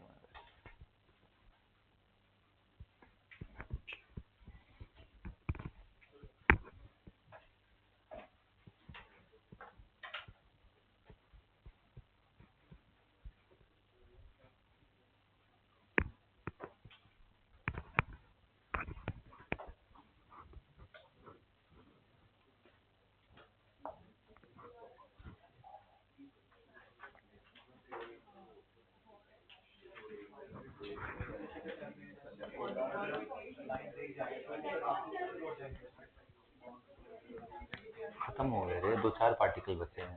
तुम्हें क्या लग रहा है ये बहुत ज्यादा? थोड़े मोड़े पार्टिकल है। टर्मिनेशन स्टेप से बनने वाले प्रोडक्ट नेग्लिजिबल होते हैं। बच्चों ये ध्यान रखना, टर्मिनेशन स्टेप से बनने वाले प्रोडक्ट ट्रेसेस में होते हैं। 1 in 1000 possibility will be there, बल्कि और कम कर लो उसको। तो ये मत बोल देना कि सर यहां तो आपको CH3 भी लिखना चाहिए। मैं नहीं लिखूंगा क्योंकि ये ट्रेसेस में बनेंगे। दीज थिंग्स विल बी, अब फॉर्चुनेटली ये जो प्रोडक्ट है ये हमारा चेन रिएक्शन का भी पार्ट है, तो ये तो वैसे भी अच्छे खासे क्वांटिटी में बनेगा। और Cl2 बन भी गया तो वो रिएक्टेंट अनरिएक्टेड सैंपल के फॉर्म में बच जाएगा। तो ये सब ट्रेसेस में बचते हैं। ओके, तो ये नहीं सोचना है कि नहीं ये भी प्रोडक्ट बनाओ सर।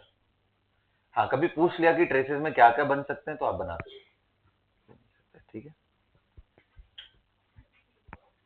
ठीक हो, अच्छी बात।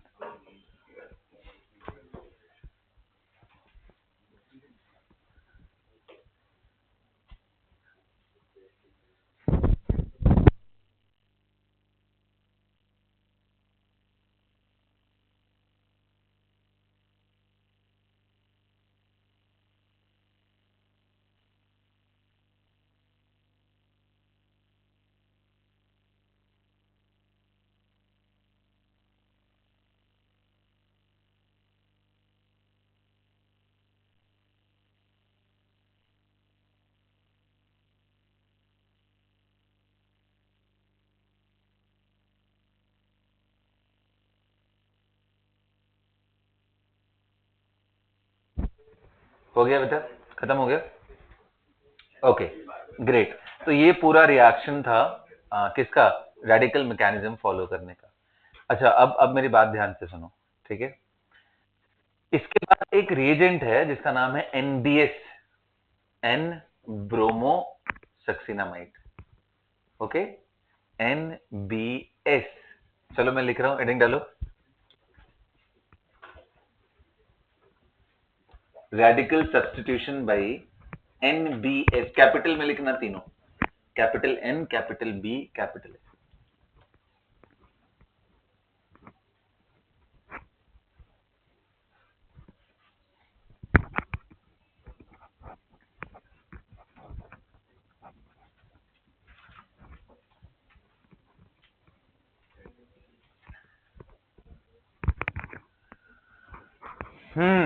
बिल्कुल बात नहीं बेटा, एकदम बात नहीं करना है।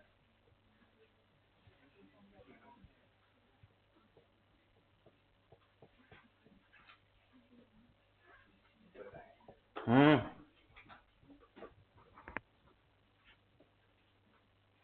ऐसे ही लिखा रहता है।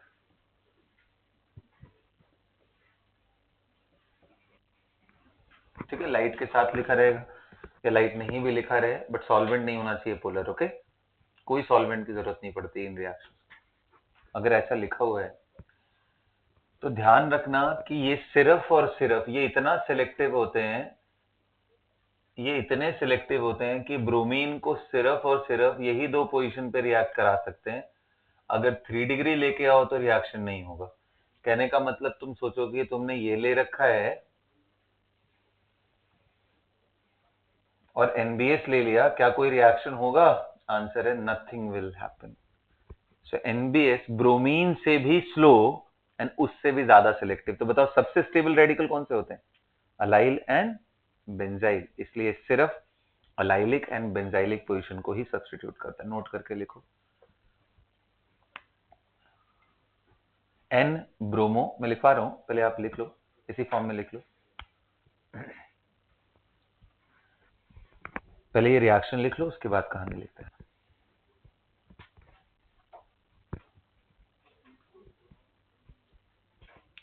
ब्रोमीन है, बोरॉन कहाँ लिखा है? शॉर्ट फॉर्म है वो एनबीएस। एनबीएस लो, तुम लोग का तकलीफ दूर करते हैं। एनबीएस का मतलब है N bromo सक्सिनामाइड।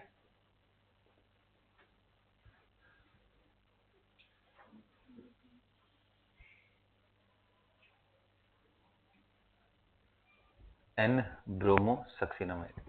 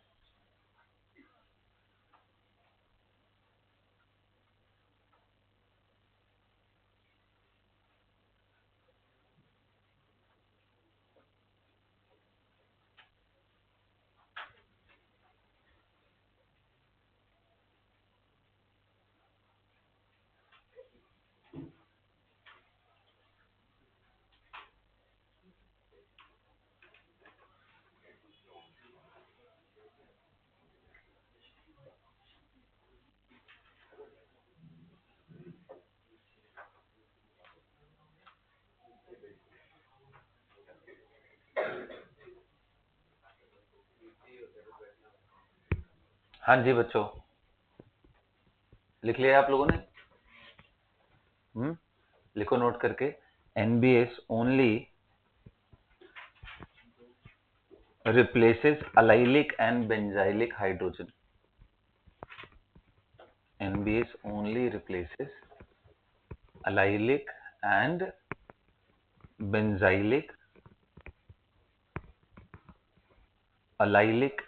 benzylic what? Hydrogen. क्या आप इसमें मुझे चेन इनिशिएशन स्टेप बता सकते हो? देखो तो मेरा कुछ दिमाग काम कर रहा है। Do it, write down. ये मान लो ये तुम्हें रिएक्शन लिखा हुआ है, इसमें तुम मुझे चेन इनिशिएशन बताओ। बताओ तो देखो क्या। 3 स्टेप में रिएक्शन होते हैं रेडिकल के, initiation, propagation and termination. Do it बेटा।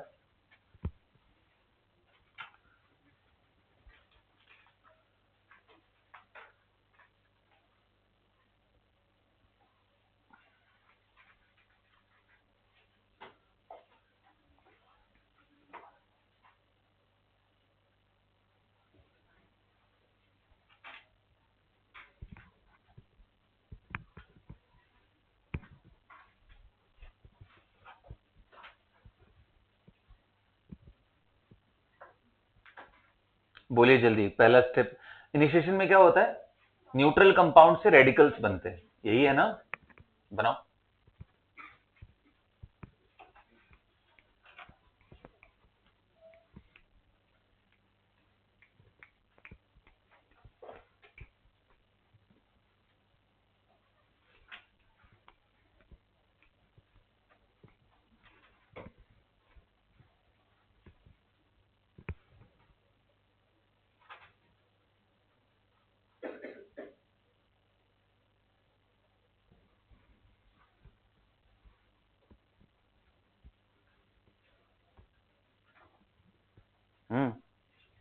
कर लिया?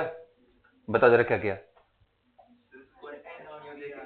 बिल्कुल सही, बिल्कुल सही सोचा है तुमने कि यहां लाइट दे करके यही बॉन्ड कमजोर है, तो ये टूट करके क्या बन जाएगा? ये रेडिकल बन जाएगा। Very dangerous. बन गया ना? बोलो, क्लियर हो गया? अब बस उसके आगे की कहानी चलती रहेगी। अब जैसे हमने किया था उस हिसाब से करेंगे। अच्छा, इस बार ये प्रोपोगेशन स्टेप कितने लोगों को दिखाई दे रहा है? क्या हो सकता है? अब हमारे पास एक नहीं 2 रेडिकल आ गए, तो प्रोपोगेशन स्टेप में क्या हो सकता है कि ये एन पे डॉट जो है वो किस पे अटैक करे? हमारा ये हाइड्रोजन ले जाए।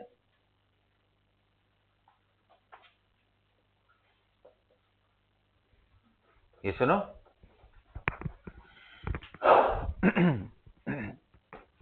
या हो सकता है, इसको इधर कर देता हूं ताकि थोड़ा ईज हो दिखाने में, कि हाइड्रोजन ले जाए। इससे क्या बन जाएगा? ये तो न्यूट्रलाइज हो गया, और अब तो ये अच्छा खासा स्टेबल है, अब इसको कोई टेंशन नहीं है क्योंकि इधर लोन पेयर नहीं है।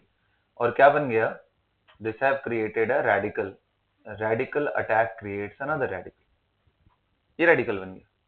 अब ये जो रेडिकल है,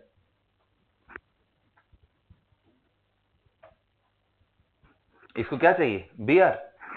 तो Br का मतलब कि मैं फिर से किस पे अटैक कराऊंगा? इसी NBS पे।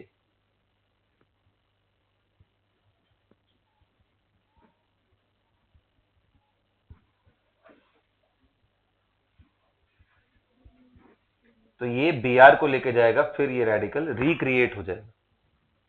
अरे अब आ रहे बात समझ में? ये रेडिकल तभी तो चेन हुआ ना, एक रेडिकल ने दूसरे को क्रिएट किया, वो पड़ोसियों के लड़ाई झगड़े चल रहे हैं, बस यही तो हमने सीखा था।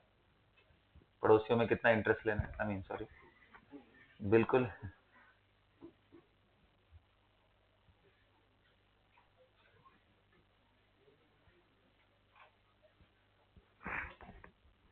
ये रेडिकल दोबारा यहाँ रिएक्शन वैसे ही सेम तरीके से करेगा। अब आपके दिमाग में आएगा, सर ये बताओ आपने प्रोपोगेशन में Br का क्यों नहीं यूज किया? रेडिकल तो वो भी क्रिएटेड था। कर लो तुम कर लो। पहले स्टेप में अगर तुमने Br डॉट लेकर के इसको कर लिया और ये बन गया HBr, सुन रहे मेरी बात? HBr बन गया, तो ये रेडिकल क्रिएट होगा। ये एट द एंड फिर न्यूट्रल वाले से ही अटैक करेगा ना, तो जो प्रोडक्ट है वो अनअफेक्टेड होने वाला है। Br को ही लेके जाएगा, N के साथ नहीं जुड़ सकता, जो बाहर है उसी को लेके जाएगा, तो Br को ही लेके जाने वाला है। एंड फिर ये जो रेडिकल क्रिएट हुआ N, अब तो यही बना, फिर ये यही वाला स्टेप कंटिन्यू करता रहेगा। तो इसलिए आप Br से स्टार्ट करो, ऐसा नहीं है कि Br बिल्कुल नहीं कर सकता, बिल्कुल Br कैपेबल है, वो भी कर सकता है, लेकिन वो सिर्फ एक ही बार यूज हो सकता है। उसके बाद तो जो बनने वाला है वो रेडिकल यही है एट द एंड। तो आप अगर इससे दिखाओगे तो बेस्ट है। अगर पहला स्टेप आपने Br से दिखा दिया तो आपको 3 स्टेप लिखने पड़ेंगे उसमें। पहला ये, उसके बाद ये, फिर से रिक्रिएट करने वाला स्टेप, एंड फिर वो चेन रिएक्शन वाली चीज। तो चेन रिएक्शन बेसिकली इन दोनों की है, Br उसमें कहीं भी पार्टिसिपेट नहीं कर रहा है, Br रेडिकल। ओके, ये बचा कैसे? कौन कैसे बचा? तो मैंने पूरा थोड़ी ना तोड़ा था, पार्शियल एक्सपोजर अगेन, जैसे हमने क्लोरिनेशन में किया वैसे ही पार्शियल। और टर्मिनेशन में तुम्हें पता है यार, 2 रेडिकल R डॉट को जुड़ा के RR बना दो। आ गया बात समझ में? एनबीएस का भी रोल। सारे रिएक्शन जितने भी रेडिकल के होते हैं बेटा, जिसमें प्रोड्यूस हो रहा हो, नया प्रोड्यूस कर रहा हो, टर्मिनेट कर रहा हो, तो initiation, propagation and termination is the key to understand all radical reaction. इनमें बस थोड़े अलग वाले कुछ हो जाते हैं जो एकदम से सारा रेडिकल बना देते हैं, जैसे ये एकदम से नहीं बना रहा है, थोड़ा एक्सपोज करके हल्के रेडिकल्स क्रिएट किए, अब वो सारा काम रेडिकल ही खुद में कर ले रहा है।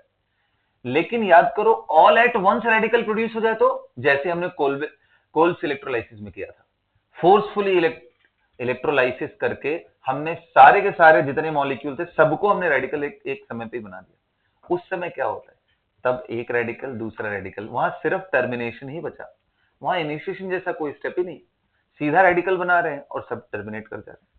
यहां क्या कर रहा है, थोड़ा सा इनिशिएट चिंगारी लगा के छोड़ दिया, उतना ही काम कर रहे हैं, बाकी ये खुद में होता जा रहा है। समझ में आया ना? तो कोल्स इलेक्ट्रोलाइसिस को इसके साथ बिल्कुल रिलेट मत करना, क्योंकि वो दोनों बिल्कुल समझ से तुम्हारे परे हो जाएंगे। फिर वहां ऑल एट वंस वाली बात है, यहाँ पार्शियल एक्सपोजर वाली बात है। Is that clear?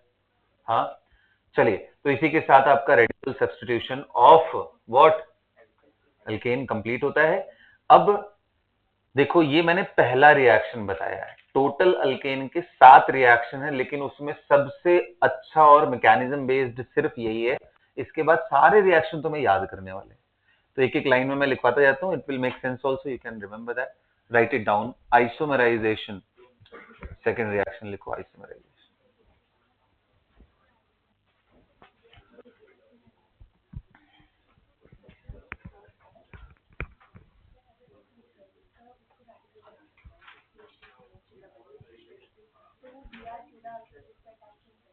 नंबर्स में कम है,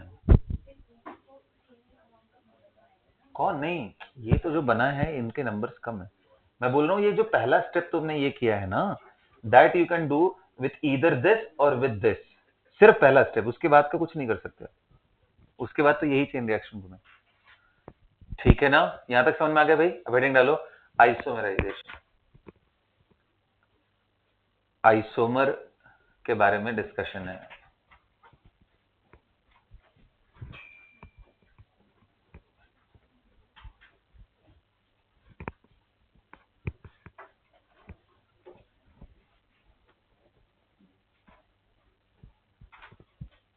आइसोमराइजेशन, अब ध्यान से सुनना, इसका रिएजेंट क्या है?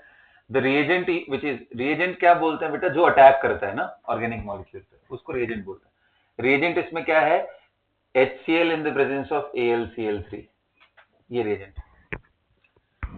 तो अब जैसे मान लो तुम्हें आइसोमर कब से क्रिएट होते हैं भाई, कितने कार्बन से आइसोमर क्रिएट होता है अल्केन में? 4। तो मान लो मैंने 4 कार्बन वाला ले लिया है, 3 का तो बात ही नहीं करूंगा। तो करना क्या है, बड़ा आसान है, इसमें HCl AlCl3 लो और गर्म करो, इसमें बिना मैकेनिज्म का सीधा सीधा प्रोडक्ट आपको याद रखना है कि इसके आइसोमर बनाने। कौन सा आइसोमर? ब्रांचिंग कर दो, इसलिए नाम क्या है, आइसोमराइजेशन। अल्केन में ये रिएक्शन देखने को बड़ा कॉमन है। दूसरा, अगर मान लो मैं ब्यूटेन की जगह पेंटेन ले लूं तो बस मिथाइल ग्रुप ही इधर से उधर करना है, 3 4 5 है। अब तुम्हें HCl जल्दी जल्दी नोट करो बेटा, इसमें मैं बिल्कुल टाइम नहीं दूंगा आपको, ठीक है, लिखते ही मिटा दूंगा।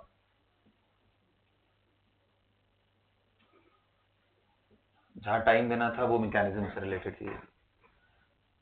ये पहला एग्जांपल। दूसरा, तीसरा मान लो यही मैं हेक्सेन ले लूं तो तो कितने लोग कह रहे हैं हेक्सेन में अगर मिथाइल की ब्रांचिंग भी करते हो सर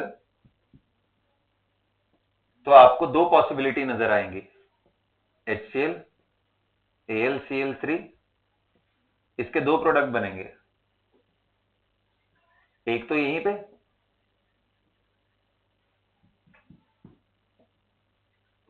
और दूसरा कितने लोग कह रहे हैं मिडिल में चला जाएगा। That's it.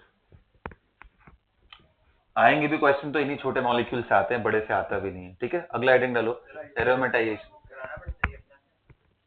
हाँ कराना पड़ता अपने आप, आइसोमर एक से दूसरे फॉर्म में कन्वर्ट कर ले, पूरी सृष्टि विनाश करना है क्या तुमको? ये तो तुमने वही बात बोल दिया कि समग्र अपने आप क्या बन जाए शिवांश, ऐसा हो सकता है?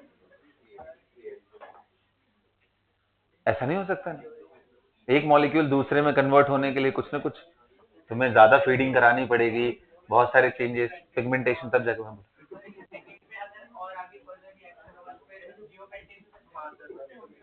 इसमें इस वाले में चांसेस होंगे, बट यही लिखा है बस किताबों में, तो जो लिखा है मैं क्यों उधर दिमाग लगाऊं उसके आगे, बस उतना ही ध्यान रखना। ये मैकेनिज्म से रिलेटेड रिएक्शंस नहीं है, इनको डायरेक्ट याद करना है। ठीक है, तो ज्यादा दिमाग नहीं लगाओ, फटाफट करो बस इसको। हाँ इसमें तो दोनों बनेगा ना, क्योंकि ब्रांच अगर मिथाइल का करोगे तो 5 कार्बन में इधर भी लग सकता है इधर भी लग सकता है, इसलिए दोनों बनता है। एक ब्रांचिंग कराओ वो भी मिथाइल का बस।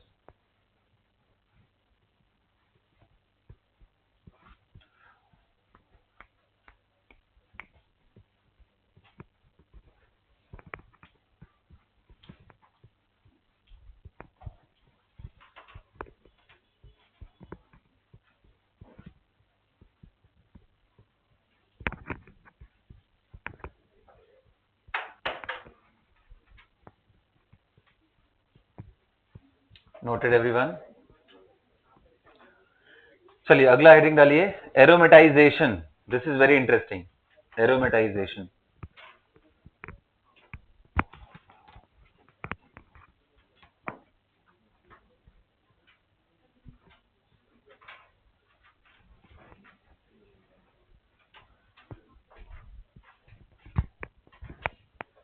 लिख लो कैटलिस्ट यूज फॉर एरोमेटाइजेशन। पहले क्या यूज होते हैं? कैटलिस्ट यूज होता है वो है क्रोमियम का 3 ऑक्साइड Cr2O3,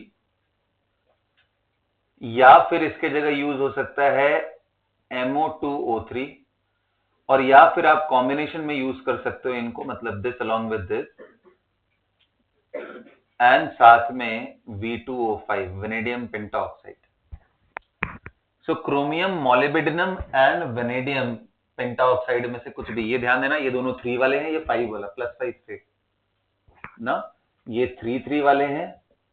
3 मतलब समझ रहे हो ना, मैं स्टेट बता रहा हूं, 5 स्टेट है, ये नंबर्स नहीं है, these are oxidation state of the central drug. इनका यूज करते हैं। तो क्या है इसमें कहानी, ध्यान से सुनो, बस एक लाइन में कहानी खत्म हो जाएगा। CH2 का होल 4 एंड CH3, बताइए क्या है बेटा, N हेक्सेन, ये सुनो। तो N हेक्सेन हो या इससे ज्यादा कार्बन, 6 कार्बन या इससे ज्यादा लीनियर कंपाउंड्स जितने भी होते हैं, उनको सिर्फ और सिर्फ तुमको गर्म करना है in the presence of all of this, या कोई एक भी हो तो काम चल जाएगा, सिर्फ गर्म करना है। और पता है result will be very interesting, सिर्फ गर्म करना है। पता प्रोडक्ट क्या बनेगा? Wow, did you get? ये 4 के चारों हाइड्रोजन निकालता है, डिग्री ऑफ कॉन्सेंट्रेशन 4 होगा ना इसका, 3 पाई बॉन्ड एंड 1 रिंग, तो 4 हाइड्रोजन निकालना पड़ेगा। और कहोगे सर हीटिंग करने से एरोमेटिक ही क्यों गया, 4 कार्बन का रिंग क्यों नहीं बन गया, 3 कार्बन? बन सकता था वो भी, लेकिन आपको पता है एरोमेटिक जब हीट ही कर रहे हो, बॉन्ड ही टूटना है, तो कम से कम कोई स्टेबल चीज अगर पॉसिबल है तो वो बन जाए, तो यही इसलिए बन रहा है। ठीक है, नंबर 7 अगर मान लो, तो ये बात लिखोगे आप, लिखो N hexane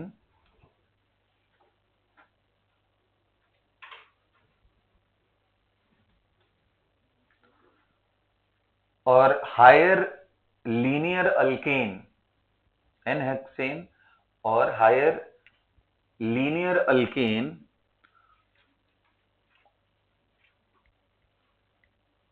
on heating with chromium, molybdenum and vanadium pentoxide, chromium, molybdenum and vanadium oxide, it converts into benzonoid compound. Benzonoid compound मतलब benzene containing compound which is aromatic in nature.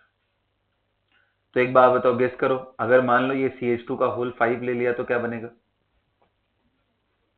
Same कहानी पूरी। क्या बनेगी ये? 7 carbon हो गया तो क्या बनेगी? बिल्कुल, कौन सा ग्रुप? हाँ, करेक्ट आंसर। एक CH3 हो गया, 4H2। ठीक है, इसी रिएक्शन को क्या बोलते हैं? एरोमेटाइजेशन। अब ये रिएक्शन हमारा यूज होगा किसमें पता है? प्रिपरेशन ऑफ बेंजीन में। ये कर सकते हैं, इससे बेंजीन बना सकते हैं। That's how it is prepared.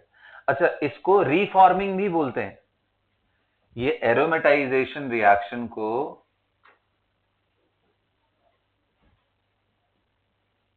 या रीफॉर्मिंग भी बोलते हैं। रीफॉर्मिंग और एरोमेटाइजेशन एक ही बात है। एरोमेटिक बन रहा है, ये रिफॉर्म हो रहा है।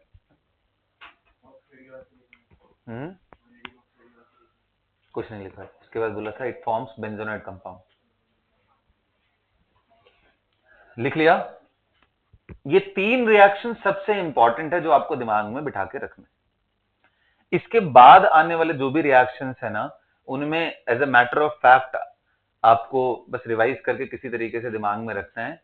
ये 3 लेकिन बहुत इंपॉर्टेंट, बहुत फ्रीक्वेंट यूज होने वाले रिएक्शंस है। आइसोमेराइजेशन और सबसे कॉमन तो क्या था? रेडिकल सब्स्टिट्यूशन वाला, बहुत कॉमन था। ठीक है, अगला देखते हैं। अगर मान लो हाइड्रोकार्बन को तुमने पानी के साथ सिर्फ गर्म किया निकल के प्रेजेंस में, और ये कितना डिग्री गर्म करना पड़ता है? ये नॉर्मल हीटिंग नहीं है बेटा, इसको गर्म करना पड़ता है 1000 डिग्री सेल्सियस के आसपास। 1000 से 1200 डिग्री सेल्सियस पे जब गर्म। क्यों इतना टेम्परेचर क्यों? क्योंकि अल्केन में कोई रिएक्टिव साइट नहीं है, इनके सारे बॉन्ड स्ट्रॉन्ग हैं, इसलिए इतना आसानी से तो पानी के साथ भी रिएक्ट कर सकता है। क्या बनाएगा ये? बड़ा सिंपल सा compound, CO plus H2। Okay, इसलिए हेडिंग डालो रिएक्शन विथ स्टीम। सारे बनेंगे। अब वो रेशियो तुम बैलेंस कर लेना, जैसे 1 है यहाँ 1 रखो, और तुम्हारा CO बन गया, उसके बाद H कितने हो गए? देखो 4 और 2 6, तो यानी 3H2। अब जैसे अलग अलग हाइड्रोकार्बन होंगे C2H6 प्लस H2O, तुम निकेल और इसके साथ गर्म करोगे तो CO प्लस H2, बस वो बैलेंस कर लेना। 2CO, तो यहाँ 2H2O डालना पड़ेगा, और फिर हाइड्रोजन कितने हो गए? 3 और 2 5। देखो तो चलेगा ना? तो ऐसे करके dot dot.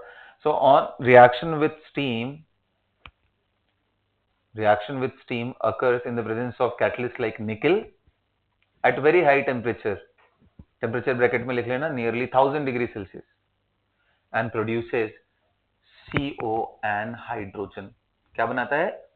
CO and hydrogen, and produces CO and hydrogen।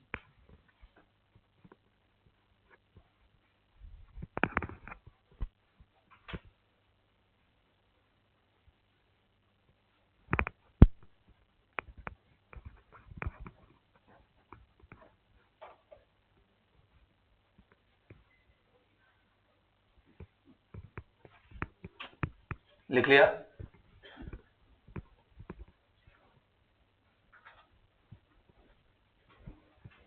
कितने रिएक्शन हो गए? 4 हो गए। 5वां लिखेंगे कंबशन। स्टीम के साथ रिएक्शन था, फिर कंबशन। बताओ कंबशन में क्या होगा? तो देखो, कंबशन 2 तरह के होते हैं, एक होता है कंप्लीट और एक होता है इनकम्प्लीट। तो तुम कोई भी हाइड्रोकार्बन ले लो और ऑक्सीजन, कंप्लीट कंबशन कराएंगे, क्या बनेगा बताओ? CO2 plus H2। इनकम्प्लीट करा दिए अगर तुम, तो कार्बन बन सकता है। CO भी एक प्रोडक्ट पॉसिबल है, बट कार्बन, एंड कार्बन के साथ क्या बनेगा? C प्लस, वो तो H2O ही जाने वाला है। ये इनकम्प्लीट में कार्बन पूरी तरीके से, तो इसका पहला स्टेप है कि पहले ये कार्बन तक जाता है, कार्बन से फिर CO एंड फिर CO2, ऐसा होता है। हालांकि CO and CO2 temperature dependent होता है बेटा, किस टेम्परेचर पे क्या बनेगा वो कहानी, लेकिन फिलहाल आप दिमाग में रखो कि इनकम्प्लीट में कार्बन बनेगा और कंप्लीट में, देखो जैसे हम लोग कभी यूज नहीं करते थे पुराने टाइम में, अगर आपको याद हो लालटेन वगैरह, कुछ याद नहीं याद है तुम्हें बचपन में? पापा से पूछना अपने, वो बताएंगे। जब इतना इजीली एसेसिबल नहीं थी ये पावर्स हमारे पास, तो उस समय लोग, मतलब आपके एटलीस्ट एक जनरेशन पीछे लोगों ने मोस्टली पढ़ाई उस पर ही करी होगी। डिबरी छोटी सी होती थी, बंसन फ्लेम जैसे ही समझ लो, है ना? तो उसमें आप देखोगे तो ब्लैक ब्लैक कलर के ऊपर अगर आप रख दो कोई भी चीज कंटेनर ना, तो उस पर ब्लैक कलर की एक लेयर चढ़ जाती थी। वो क्या होता था? ये कार्बन होता था, क्योंकि वहां कंप्लीट कंबशन नहीं होता है। अनकंप्लीट कंबशन के अंदर कार्बन एज अ प्रोडक्ट आपको ऑब्टेन होगा, या इससे रिलेटेड कुछ चारकोल जैसी कोई चीजें आपको देखने को मिल सकती है। Is that clear? बोलो। तो ये बात आपको दिमाग में अच्छे से बिठा के रखनी है। कंबशन हो गया, अगला लिखो, अगला लिखो कंट्रोल्ड ऑक्सीडेशन।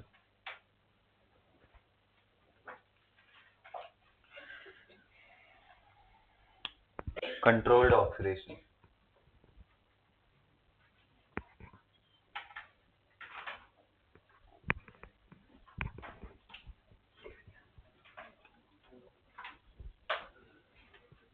कंट्रोल्ड ऑक्सीडेशन कराएंगे, ठीक है? अभी भी हम ऑक्सीजन ही यूज करेंगे, लेकिन कंट्रोल्ड ऑक्सीडेशन कराएंगे। तो अगर तुमने ये टारगेट बना रखा है कि सर मुझे इन दोनों का यूज करके ना मुझे क्या बनाना है, methanol CH3OH,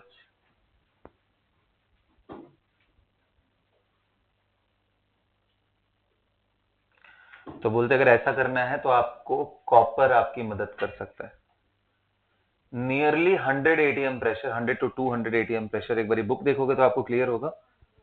100 ATM pressure, 523 kelvin, 523 kelvin and 100 ATM pressure पे ये मिथेनॉल प्रोड्यूस करता है। आपको अगर यही चीज क्या चाहिए, मिथेनॉल चाहिए, if you want methanol, and of course other product will be water if hydrogen is deficit, तो आपको मोलिब्डेनम का MO2O3, मोलिब्डेनम का ऑक्साइड यूज करना पड़ेगा एंड गर्म करना पड़ेगा। बोलो, MO2O3 ऑन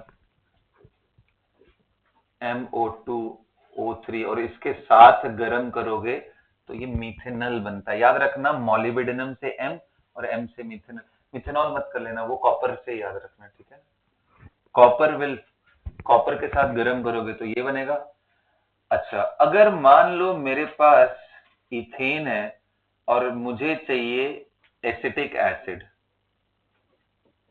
ऑब्वियस सी बात है, एसिटिक एसिड चाहिए तो मेरे को 2 कार्बन चाहिए। यहाँ एक कार्बन से तो काम नहीं चलेगा, 2 कार्बन का, तो यहां भी ऑक्सीजन ही लेते हैं, लेकिन बस कैटलिस्ट के फॉर्म में बदल जाता है, हमारे पास मैंगनीज एसिटेट हो जाता है। या उसको मैं कैसे लिखूं, CH3CO whole twice Mn, manganese acetate,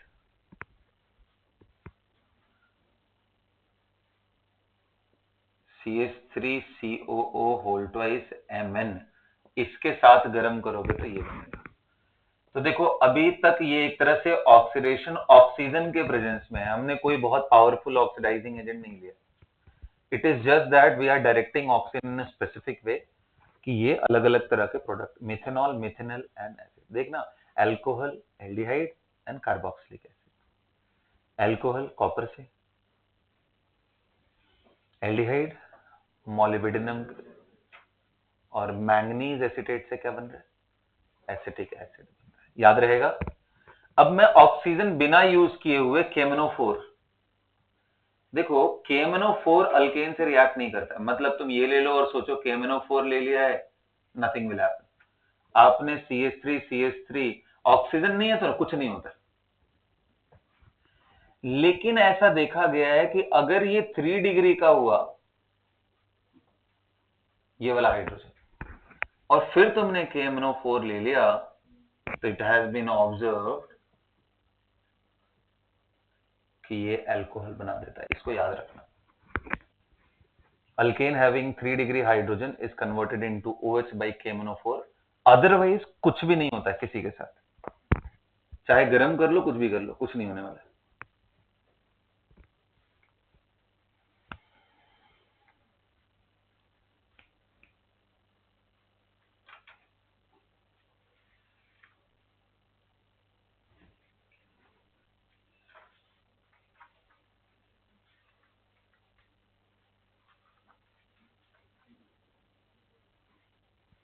ध्यान रहेगा सभी को, बोलिए। तो ये तो पार्ट था क्या, कंट्रोल्ड ऑक्सीडेशन का। लिख लेना KMnO4 do not react with normal alkane, only if we have 3 degree hydrogen it will converted into OH। Is that clear? अब इसके बाद आता है आखिरी और सबसे घटिया रिएक्शन जिसको हम पायरोलिसिस बोलते हैं। इसका कोई यूज नहीं है, बस इसको समझ लो, ठीक है? कोई यूज ही नहीं है और कभी क्वेश्चन आपसे पूछेगा ही नहीं, लेकिन आपको as a matter of knowledge बस ध्यान में रखना है कि क्या होता है। देखो पायरोलिसिस का मतलब क्या है, सिर्फ पायरो मतलब होता है हीट, हीट से जो लाइसिस क्रिएट कर रहे हो पायरोलाइसिस। इसमें ऑक्सीजन की भी जरूरत नहीं है। मान लो तुम्हारे पास 6 कार्बन का, 1 2 3 4 5 6 कार्बन का ये एक हाइड्रोकार्बन है, और तुम इसको देखना चाहते हो ये यार कितने, भाई रिएक्ट तो नहीं करेगा लेकिन गर्म करे तो कितनी टेम्परेचर तक ये अपने आप को बिना ब्रेकडाउन हुए बचा सकता है। तो जब गर्म करते जाओगे गर्म करते जाओगे गर्म करते जाओगे, लास्ट में बॉन्ड तो टूटेंगे ही ना यार। तो बस यही होता है, लास्ट में रैंडमली टूटता है। ये दोनों हाइड्रोजन टूट गए तो यहां डबल बॉन्ड और H2 निकल जाएगा। अरे बोलो, हीट करके अगर ऐसे टूट गया यहां से तो रेडिकल बन जाएगा, रेडिकल बन के H निकाल के अल्कीन प्लस अल्कीन के मिक्सचर में टूट सकता है। तो इस तरह के सारी पॉसिबिलिटी, कहीं से भी कुछ भी तोड़ सकते हो तुम, इसलिए मैंने बोला था सबसे वर्स्ट रिएक्शन, क्योंकि it is undergoing simple breakdown. Is that clear? लिखना शुरू करो इसके पॉसिबल। देखो बुक में लिखा हुआ है कि अगर 773 केल्विन तक अगर इसको गर्म करो, ये कौन सा है, हाँ एक से इनका एग्जांपल है, they have given all possible product की C6H12 प्लस H2, वही जो मैंने बात बताई थी, हाइड्रोजन यहां वाला टूट गया तो यहां अल्कीन, यहां वाला टूट गया, इसलिए मैंने सिर्फ फॉर्मूला लिखा है, all possible alkyne will form. Radical बन गया तो टूट करके बीच में रेडिकल बन गया, जैसे मान ले 1 2 यहां से मैं रेडिकल तोड़ दूं और एक दूसरा रेडिकल बना दूं, ये टूट गया रेडिकल। अब ये आपस में रिएक्ट कर सकते हैं ना भाई, ये रेडिकल जा करके इसका H अगर निकाल ले तो ये अल्कीन बन जाएगा और ये खुद किसमें कन्वर्ट हो जाएगा, अल्केन में। तो इसका पॉसिबल प्रोडक्ट, या उल्टा भी, ये रेडिकल जा करके इसका H निकाल ले तो यहां अल्कीन और ये, तो मतलब आपको कुछ भी हो सकता है बेटा, C2H6 plus C4H10। Random breakdown है, एकदम रैंडम है, मतलब इसमें प्रोडक्ट नहीं भी याद करोगे तो भी चल जाएगा। C3H6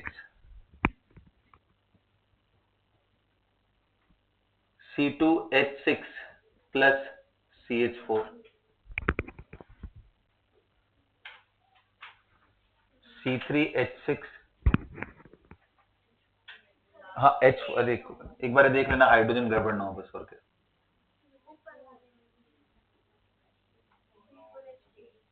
H8 होगा, अच्छा हाँ, इसने अगर अल्केन बना लिया तो इसको 8 होना पड़ेगा, बिल्कुल सही, एक अल्केन और एक अल्कीन बनेगा। ये 3 6 है यानी ये अल्कीन है, यहाँ अल्केन हमने बना ही दिया, तो ये भी C2H4 हो सकता है। काउंट कर लो एक बार, 6 4 10 और 4 बन रहा है ना, हाँ ठीक है। एंड डॉट डॉट डॉट इसलिए बोल रहा हूं कि और कोई पॉसिबिलिटी है तो वो भी करा दोगे तुम, क्योंकि सिर्फ हीट कर रहे हैं, कुछ और नहीं कर रहे। So most random reaction is this, and इसलिए इसका कोई इंपॉर्टेंस नहीं है, एग्जाम में पूछता भी नहीं है, बट फिर भी दिमाग में रहे कि अगर कोई रिएक्टेंट नहीं लिया, सिर्फ मॉलिक्यूल को प्रताड़ना दे रहे हैं हम, सिर्फ गर्म कर रहे हैं, गर्म किए जा रहे हैं, क्या होगा, टूट जाएगा यार, ब्रेकडाउन कर जाएगा, बॉन्ड ही तो है, टूट जाएगा। हाँ रेडिकल बनाते हुए उस हिसाब से करा लोगे। With this everyone we are done with reactions of alkane. हमारा हाइड्रोकार्बन का 1/3 पोर्शन खत्म हो गया. ठीक है. एल्कीन ज्यादा मैकेनिज्म ड्रिवन है, बट अच्छी बात यह है कि एल्कीन का जो सबसे इंपॉर्टेंट रिएक्शंस हैं वो सब मैं आपको करा चुका हूं. कौन से हैं वो? हाँ, मार्कोनिकोफ रूल ऑफ एडिशन याद आ रहा है कुछ? हाँ, मैंने कार्बोकेटायन में आपको पढ़ाया था, थोड़ा पढ़ के आना अगली क्लास से पहले. ठीक है. और फिर हम एरोमेटिक पे देखेंगे. That's all for the class everyone. See you in the next